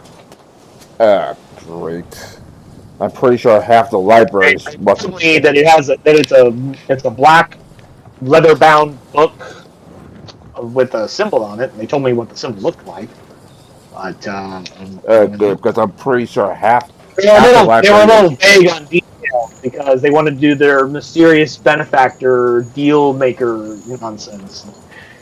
Getting information out of them was like fucking pulling teeth. I'm pretty sure half the library books are They kept trying to be, we know who your true master is. And I'm like, I work for the captain of the Stormbreaker. I know who I work for. And they're like, no, we know where you got your powers. And I was like, fuck off, bitches. But, whatever. So let me get this straight. They want powers just as you, and they want a grimoire so you could get powers. They said they claim to know my true master. They kept using this term that my true master gave me my magic. As you recall, Captain, I am a warlock.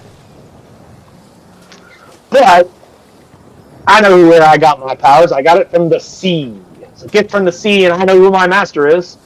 That's my captain.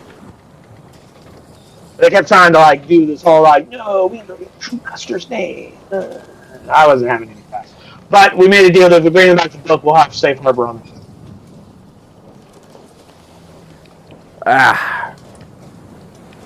But Desert Island, just freaky fish people could be useful from time to time. That is true. Plus, if we run to those crazy Sahagins again, at least we have an advantage. We have a little bit of advantage. That was right, but they certainly won't attack us the next time we come back to the island. That is true. All right, like I said, we're going to cause some trouble anyway. It's just a little more focused trouble, if you will. Excellent. Your orders, Captain? Well, continue our course to. I forgot the name of the town. The name of the town that he was talking about was Ruthium, which is also the name of the island, because they're very original like that. They named the island and the capital city the same. All right, let's rest Back up. on Ruthiums. All right, so let's rest up, and then continue our path on Ruthium as normal. We'll have to seal out the library to find out more information on the book. And have our little spy network. Look for any ships that let's say might want to lighten their cargo a little bit. Aye, Captain. Are your orders to set sail first thing in the morning, Captain? First thing in the morning. Yep. Fantastic. I'll make sure to order all the crew to get a good rest. He goes out and he casts thaumaturgy and he says, all hands. We sail first thing in the morning. Get your rest while you can. That is all. And I go to my guys had a long rest. During the intermedium time, Creed does take time to identify the items. The 4 potions that were in the bag are 4 healing potions. Greater healing potions, to be precise. Damn it. Nice.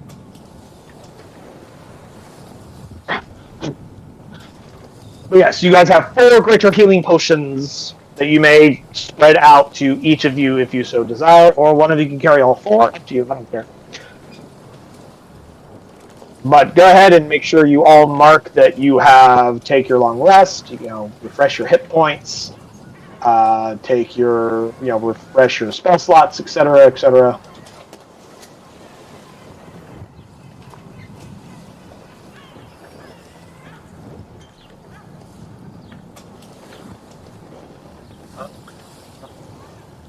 If any of you have temp HP, the temp HP goes away at the end of your long rest. There's a heads up on that one.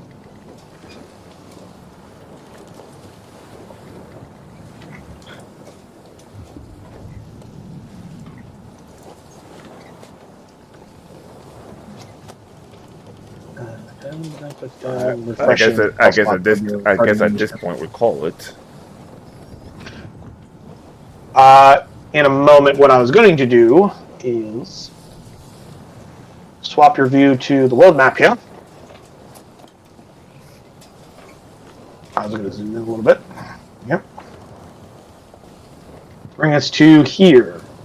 Your ship is right here, which more precisely, let me move it for a minute, is right here on this island, essentially. So, using the drawing tools as you see fit, what route do you wish to take to get to the area of Ruthium, which is over here? There's freehand drawing tools that you can use to draw like little lines. So, like, would you like to come in around like, yeah? Do you want to go around like, yeah? Do you want to go straight like, yeah? Want to go like, yeah? Or like, yeah? Or This way. I just doing like random examples. There's like 1,000 different ways you can. Yeah, sorry. So I accidentally deleted your line. I was trying to delete mine. Sorry. Like I said, I was trying to delete my lines. I accidentally deleted yours. So go ahead and redraw that for me.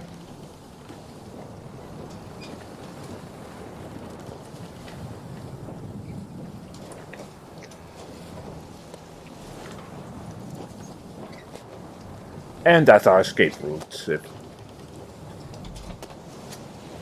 you want to go all the way up to the coast? No, I meant that's our escape route if you have to start running. No, like, based on the route I see, you're coming into the waters and you're going all the way up to the coast. You want to actually like land raid them. You want to raid a ship, but you also want to like raid their town too, or city or whatever. You want to come up is what I'm getting. Let me erase my line. As soon as I do, how? As far as I know, at least I know I can. I can select things and I can like pick them up and move them and shit, and then delete them. Alright, so about this way, and then have a rowboat go to the town. So like off the coast. What do I know about the town? So you just want to be in like this area. Yeah. Alright. And you don't want to go straight there, you want to kind of curve away from Whalebones and then come at it. Yeah, pretty much. Okay. I just wanted to get an idea of your route, because what I'm going to do is essentially this.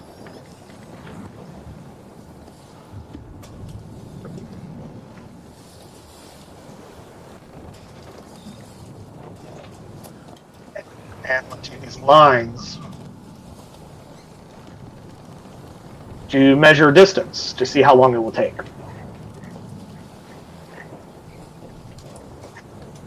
So I come all the way down to the bottom here where my scale is.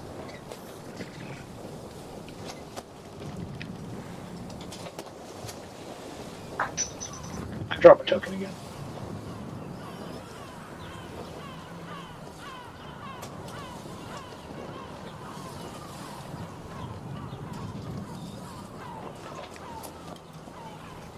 See, it's just a little ways over 120, so I'm going to say 60. I'll say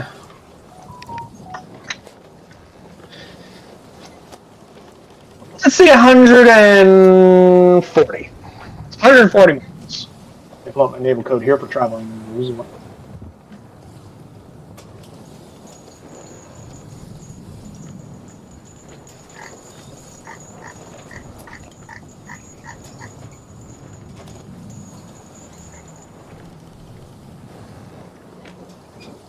6 mile hexagons. It's at 140. 40 divided by CX. 23.3 hexes. We'll just round that down to 23 hexes. Your ship, as a second-rate ship, travels. I'm going to try this here. Second-rate ships can travel at a slow pace of 4 hexes, 4 6-mile hexes a day. Normal pace at 6 6-mile hexes a day, at a normal pace, or 8 6-mile hexes at a fast pace. However, your ship as a brig has the interceptor ability, or function, feature. As an interceptor, it actually moves much faster. So you actually travel at the speed of a first rate, which is slow pace is 4, normal pace 7, fast pace 9. As you can see in this little handout here. If you scroll down to what those speeds are. Captain, I will ask you, what speed would you like to be traveling at? Slow, normal, or fast? Normal for now. Normal for now. At a normal pace, you can have your crew maintain the functions of the ship's speed, as well as also perform what's what I'm looking for? Travel rules. There we go. Travel rules. In order to do downtime while in transit, you'd have to be at a slow pace. But at a normal pace, you can not do downtime, but you can, however, still do your travel rules, which I assume people will be doing. So, like Arcanist, I assume you'll take your usual spot in the crow's nest as their lookout. Yes. Performing that role. Drusilla will, of course, perform her cooking duties, which if you spend a day doing that, you'll gain an extra hit dice. You can one extra free hit dice you can spend during a short rest, and the next time you take a long rest, you'll lose it because she's a good cook. That's what the cook ability lets you do.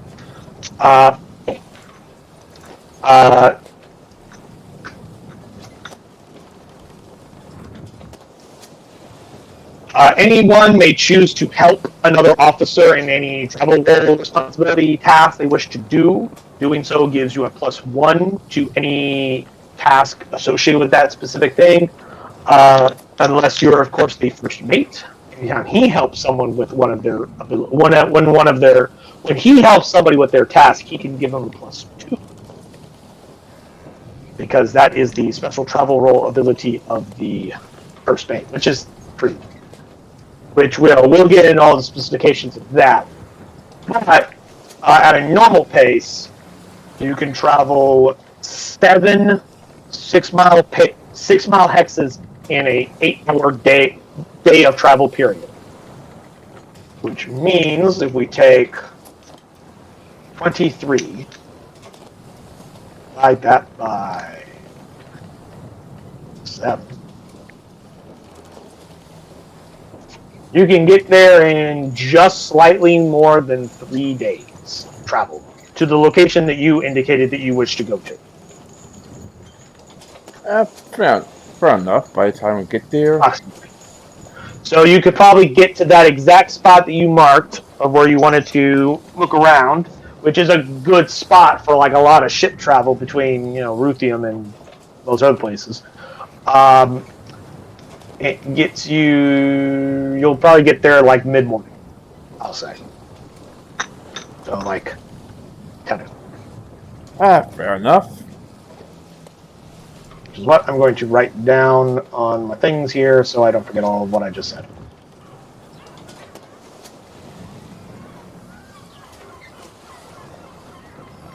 First thing I'm going to do. Change the date. This is now the 22nd day of Mirrodol. And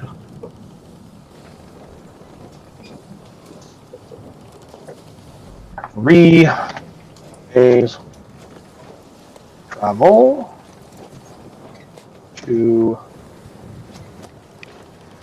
M's location.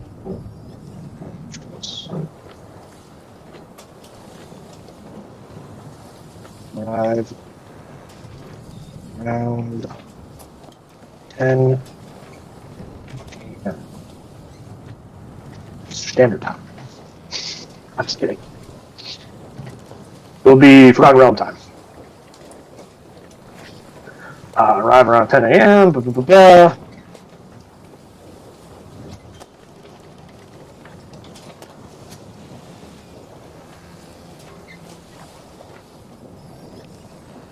Which will be the 25th day of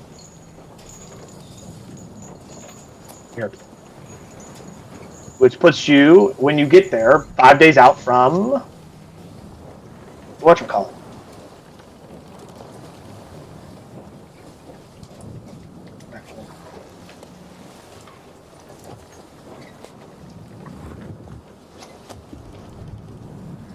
Cool.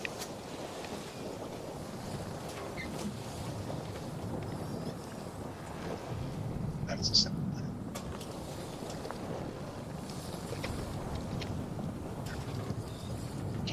There. I'll just put this little thing.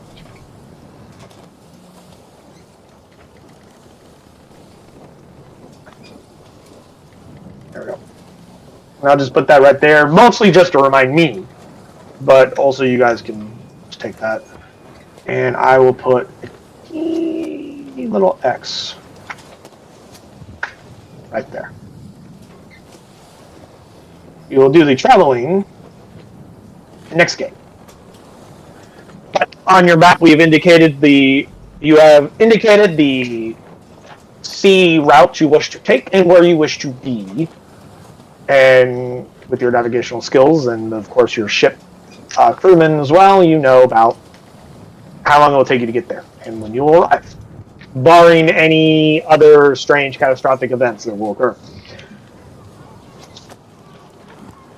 Don't tempt fate. That's how we end up in this situation in the first place. You got rolled. That's what you got. You got a shitty storm. Both of you go ahead and give me a history check to see how much of Ruthium you know. Since you guys have sailed in these areas long enough, you should have some indication. Daniel's character, I believe I've told him some of the information already, since he has a pretty good history check Lame. in private. But let's see. Okay, everyone's going to know some things. Two things about Ruthium and their very famous pirates. You know that the Ruthiums are essentially real-world culturally equivalent to the Norwegian Vikings, essentially. They are sea raiders. Ruthium has very little natural resources, so the majority of the things they need, they take from other people with their sea raiders. I'm saying this and then suddenly remembering where Jibhead is from, so he probably knows a lot more about the Vikings than even I do. Or whatever they used to be called, because Viking was what they referred to as going out raiding. They're going a Viking, if I remember my history correctly. They were not called the Vikings. Not the big flat behind Jim Pan. Yeah, going out Viking was a verb, not a pronoun. But regardless, though, they're essentially a bunch of Viking dudes. They're Viking sea raiders, essentially, and but while they are, of course, going to be quite scrappy, they will fight back most definitely.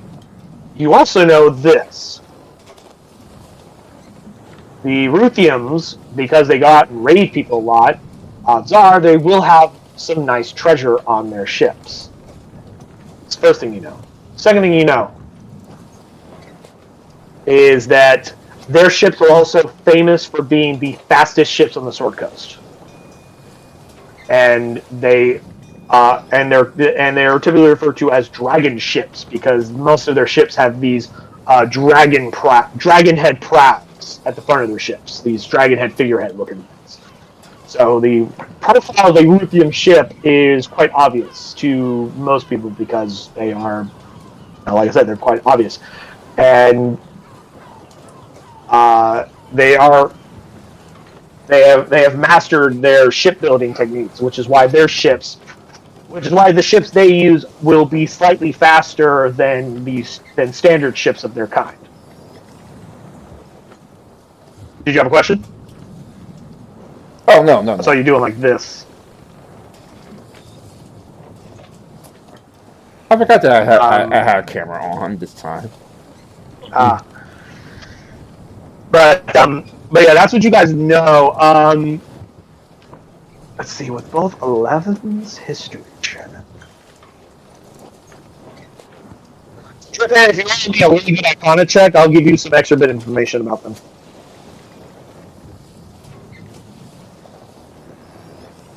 This one is more about magic than their history.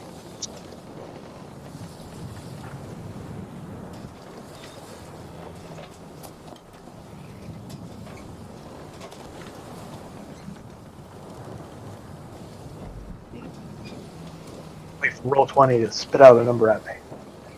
Can I roll? Yeah, roll an Arcana check. Good roll this time. This is about do what? Okay, good roll this time. There Finally, yeah. Now we see it. A 22. Okay. Now you get a lot of juicy information there, Japan. This, of course, you can choose to share with the crew or not. The thing about Ruthiums is, as a purveyor of magic and study, you're a sorcerer, not a wizard, so like you're more of a self-taught caster, but you do know enough. You've studied some. You didn't go to some fancy magic academy like wizards did. Some wizards, but I mean, you've learned magic from other people. I mean, sorcerers have it inborn, but they still got to learn how to use it. So you have a little bit less formal education on it. But you do know that Ruthiums have another unique thing about them, beyond their shipwright capabilities, is that they practice a very old, very ancient form of magic called rune magic. Their mages are rune casters, which with a 22, you know a little bit about rune magic. Or rather, you know some of what it's capable of. Typically, rune magic is,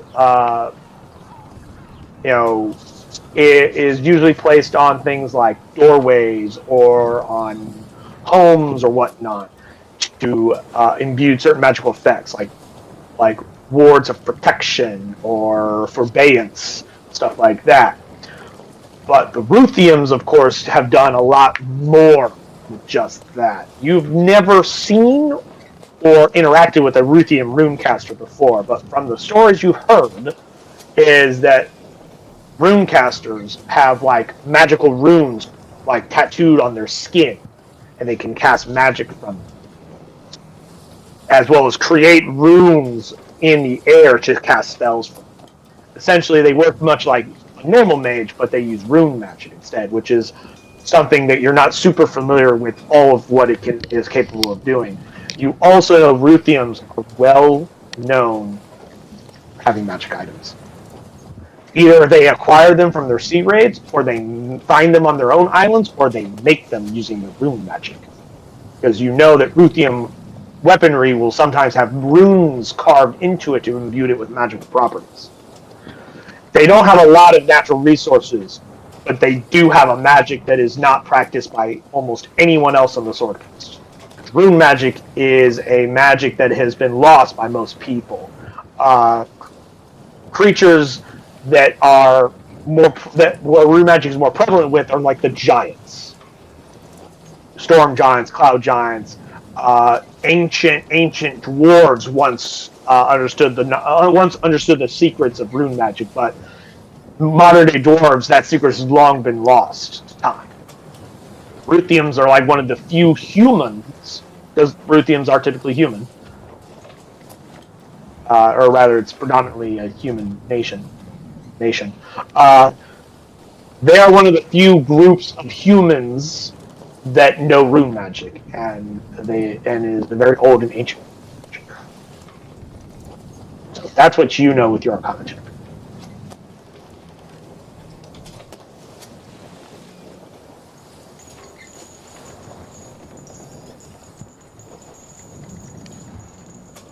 And there's some other more information about them, but neither of you would know it because it's super obscure. None of you rolled like super high for it. It has nothing to do with Arcana. It's more of a history thing. But yeah. So essentially, you gotta go fight some. You gotta go fight some Vikings that still like follow like pagan Celtic magic stuff, which is kind of how I pictured them in my mind when I think about them. Is like it's a combination of like Norwegian Vikings with like a little bit of like Celtic Highlander type of thing, because a lot because like there was a book series in Forgotten Realms that focused or there was a series of books in the Forgotten Realms setting that focused one of the main characters spent a lot of time in Ruthian. So like the culture idea from them, like it was very close to like your Norwegian, Scandinavian-esque Viking culture, but it also kind of made me think a little bit of the Celtics as well, which I know a little bit more about because that's part of my heritage because I'm Irish. So so I imagine like there's a good, interesting mixture of these two different things. So they're quite interesting because like they have like they got like fucking druids and shit like that, which druids are much closer to that of like Celtic culture than most other cultures. Although I think there are some cultures that had druids or like your nature priest shaman types, but the specification of druid, I believe, originally came from the Celts. I don't think other cultures had anything like a druid. But Ireland, where the Celts like to hang out, and where Norway and Scandinavia weren't that super far away from one another, especially because the Vikings were the most proficient sailors of their time. While we were still figuring out how to make the wheel work, they were sailing across the fucking seas. They were the original explorers. Like they discovered lands. They discovered America hundreds of years before the fucking Europe figured it out. Yeah. They hadn't even got rowboats yet by the time the fucking Vikings did. They down there went, this place sucks, and fucked off long before the Europeans ever showed up. Mm. But yeah, that's what you guys know about them. And it'll be interesting to see how that turns out. I look forward to seeing you guys in your second naval combat battle against the Ruthian pirates. Yeah, this is the first time that Curie was going to be in naval combat. Yes, that is true. Which I have noticed that he has not chosen a second officer position. I don't recall if he's seen my messages or not. I've sent him about it. Well, but technically with 4th of July being 2 weeks from now, I guess he has about a month to figure it out. Oh, he's got plenty of time. And he doesn't necessarily have to have two positions. He can simply just go with one. You as players have the option to take up to two positions. He currently took up the surgeon position along with Dr. Leibowitz. Personally, he can either take up one of the cannoneer positions and you can move one of your retainers to another position or something like that. As well as, also, you can also he can also choose to take be the third person in the Arcanist position, since he is a dedicated spellcaster. He is a druid, along with your sorcerer and your warlock, and gain the same benefits that they would have. Since that's his primary thing that he does, is spellcasting.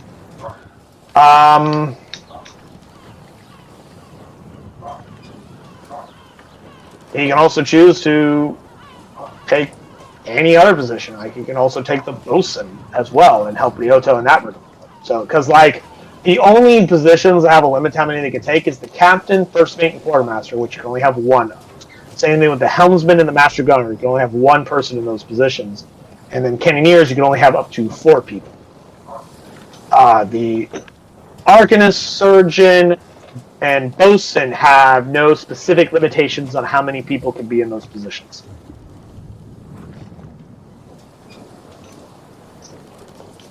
And other than Kiri, the only person who doesn't technically have a officer position is Drusilla, because you guys didn't want to. You just decide not to put her anywhere. But she also spends the majority of her time below decks during the day, and only comes out during the night unless you are being attacked, and then she'll come out because drow don't see well in daylight. They have disadvantage on pretty much everything almost in daylight because they're effectively blind.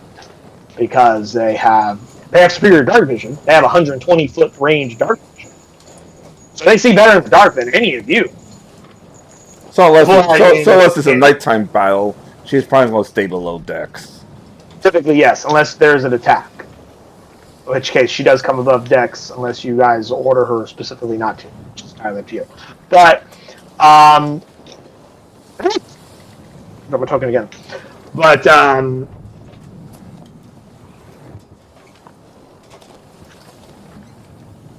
what was I? Oh, but yeah, so like she stays below decks during the day most of the time because it hurts her eyes. Like even drow that have gotten used to working in daylight are still uncomfortable because their eyes are still sensitive to it. So like if the light's gets to a certain brightness, even drow that have lived on the surface and have acclimatized and conditioned themselves to be okay during daylight.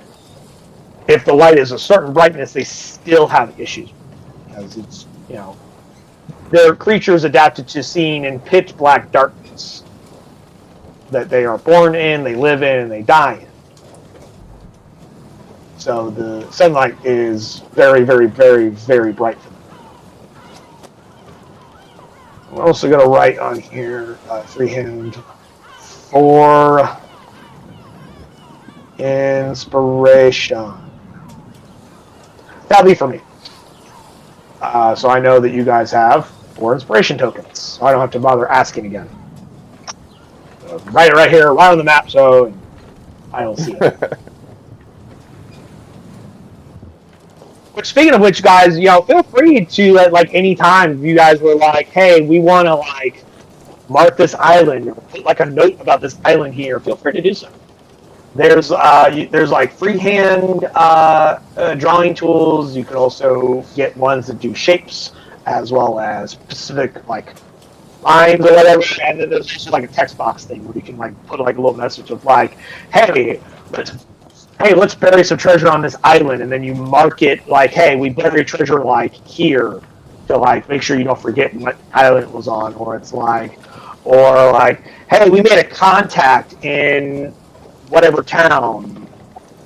We dropped him off. We dropped some of our crew off at an island that's there. Or if you guys are going like, planning to do a sea voyage, you can like draw a line of like what your sea route is. So like, feel free to do so if you guys so choose. Because like I put notes on battle maps and world maps all the time to like make sure I stay up to date with what the hell's going on. Which is why I have all these notes everywhere. But yeah, you guys have fun? Yes. Yeah.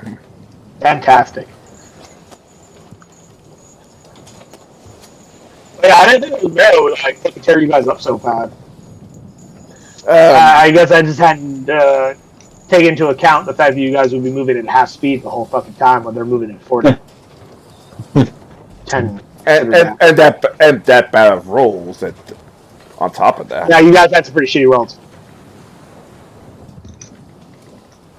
But hey, here's a fun fact though. If you guys had taken longer to get down there wouldn't have been a fight. Wait, what? So when the mayor were called off, your battle was the same length of time Creed and the Hags conversation was. I was timing it the whole time. When the battle reached a certain point, that I was like, okay, let's see. The conversation took approximately like X amount of time. It's been X amount of time in combat. The Hags call them off. Because until that conversation was done, they were going to keep attacking them. So if you guys had taken longer to get down there, the Marrow wouldn't have attacked in the first place because they would have been told to stand down. And if they're going down there quicker, pretty much a couple The of... faster you went down there, the longer the battle was. And I'm pretty sure a couple of crew have been knocked out permanently. I mean, Or outright killed. Who knows? Failing that skill challenge, though, did give you guys a little bit of extra time because it took you slightly longer to find their lair than if you had succeeded at the skill challenge. So, in other words, it was all a trick. You guys thought you thought the timer was how long before you have to save Creed. The timer was actually how long before Creed just comes back.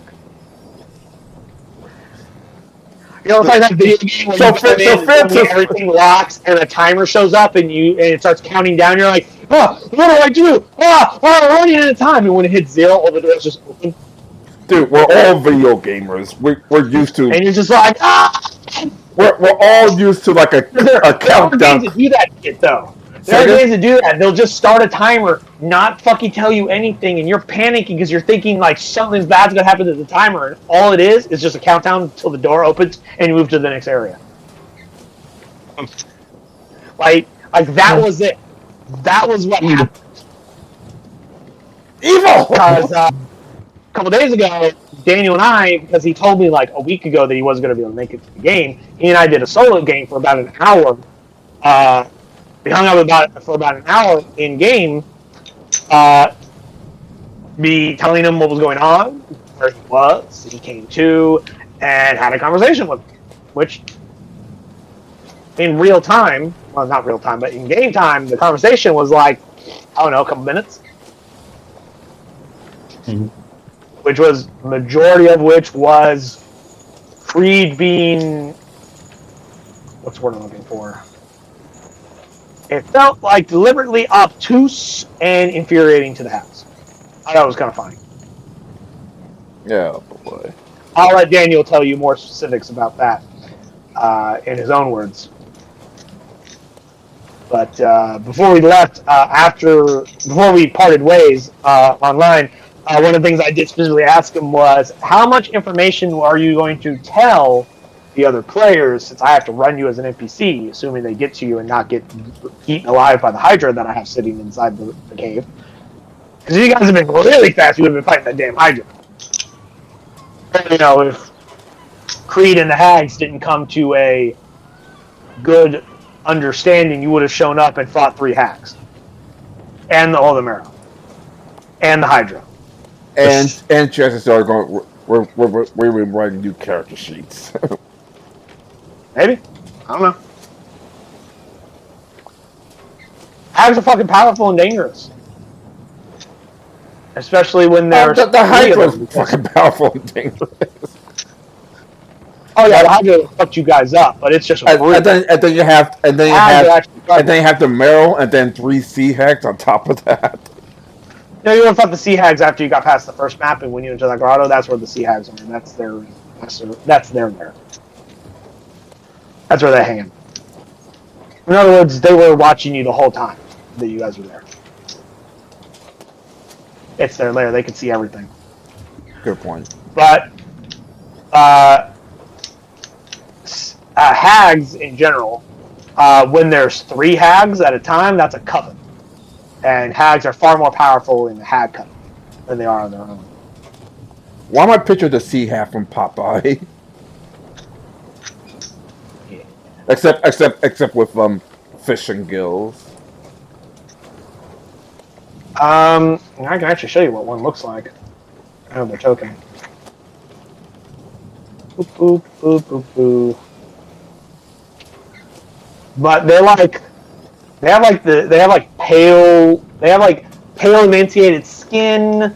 They have like fish scales. They're covered in slime. They have like seaweed like hair.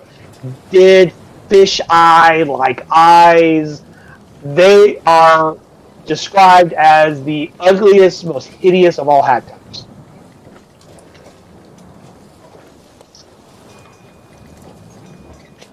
But yeah, that's what they look like. They're super gross.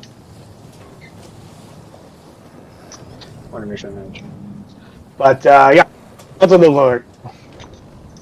At least that's what their true form looks like. They, much like mini hags, they have magic that can like disguise themselves in illusions and shapeshift and shit like that. So like hags can look like whatever the fuck they want.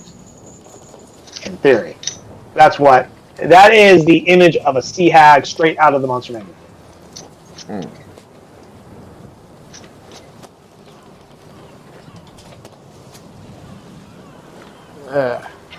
I really want to get some medicine, but I really don't want to drive. No, only because only because I assume my car's air conditioning, my car's Freon is like non-existent, and it's 90 degrees outside. No Freon, no air conditioner.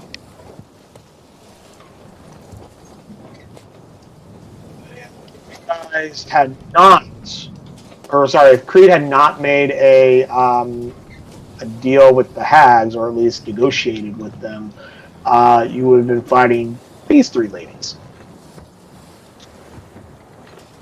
inside their little lair here, which would have had a lot of like them like dipping down into like this murky ass water and shit like that, and like fighting you and shit. And you would have Creed with you, but he would have had 1 hit point. So obviously the first because he was dropped to 0 in the previous fight, and when you come back to consciousness, you start with 1 hit point. When you're stabilized, you come back to consciousness.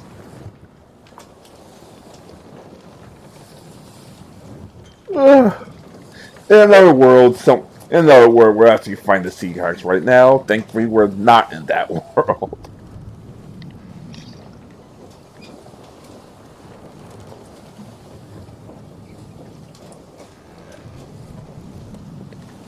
And now perfect darkness. Perfect darkness.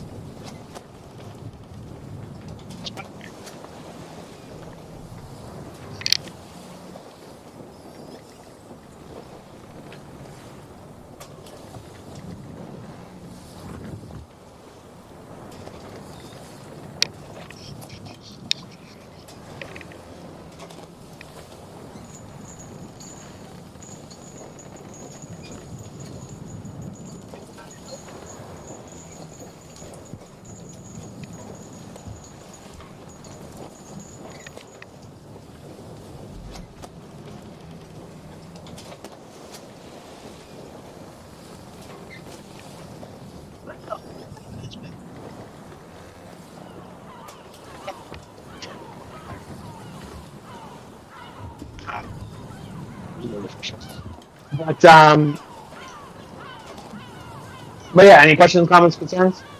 Oh, not this time.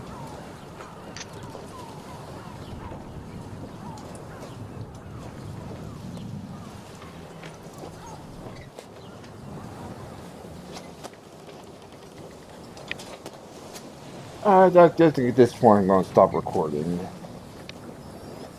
What in the fuck happened to this damn? The heck? We can't hear you. I wasn't really talking to you. I was talking to myself, so I wasn't talking that loud.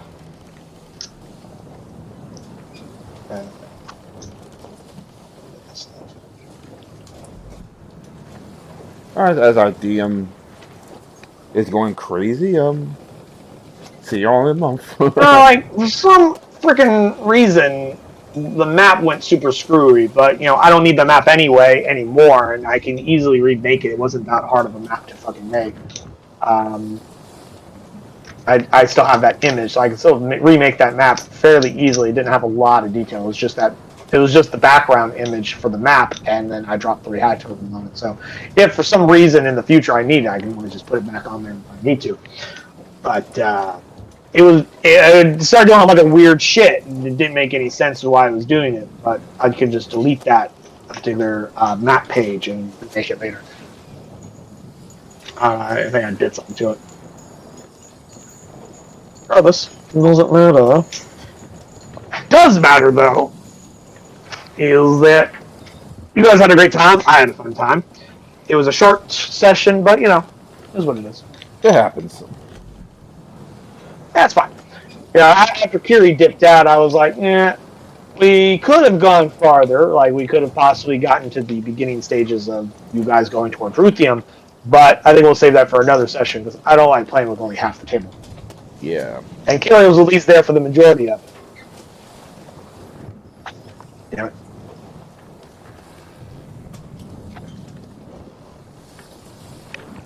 Alright.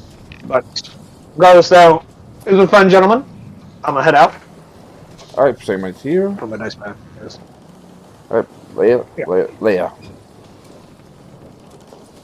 Goodbye, gentlemen. See you next time. Till next time. Next time.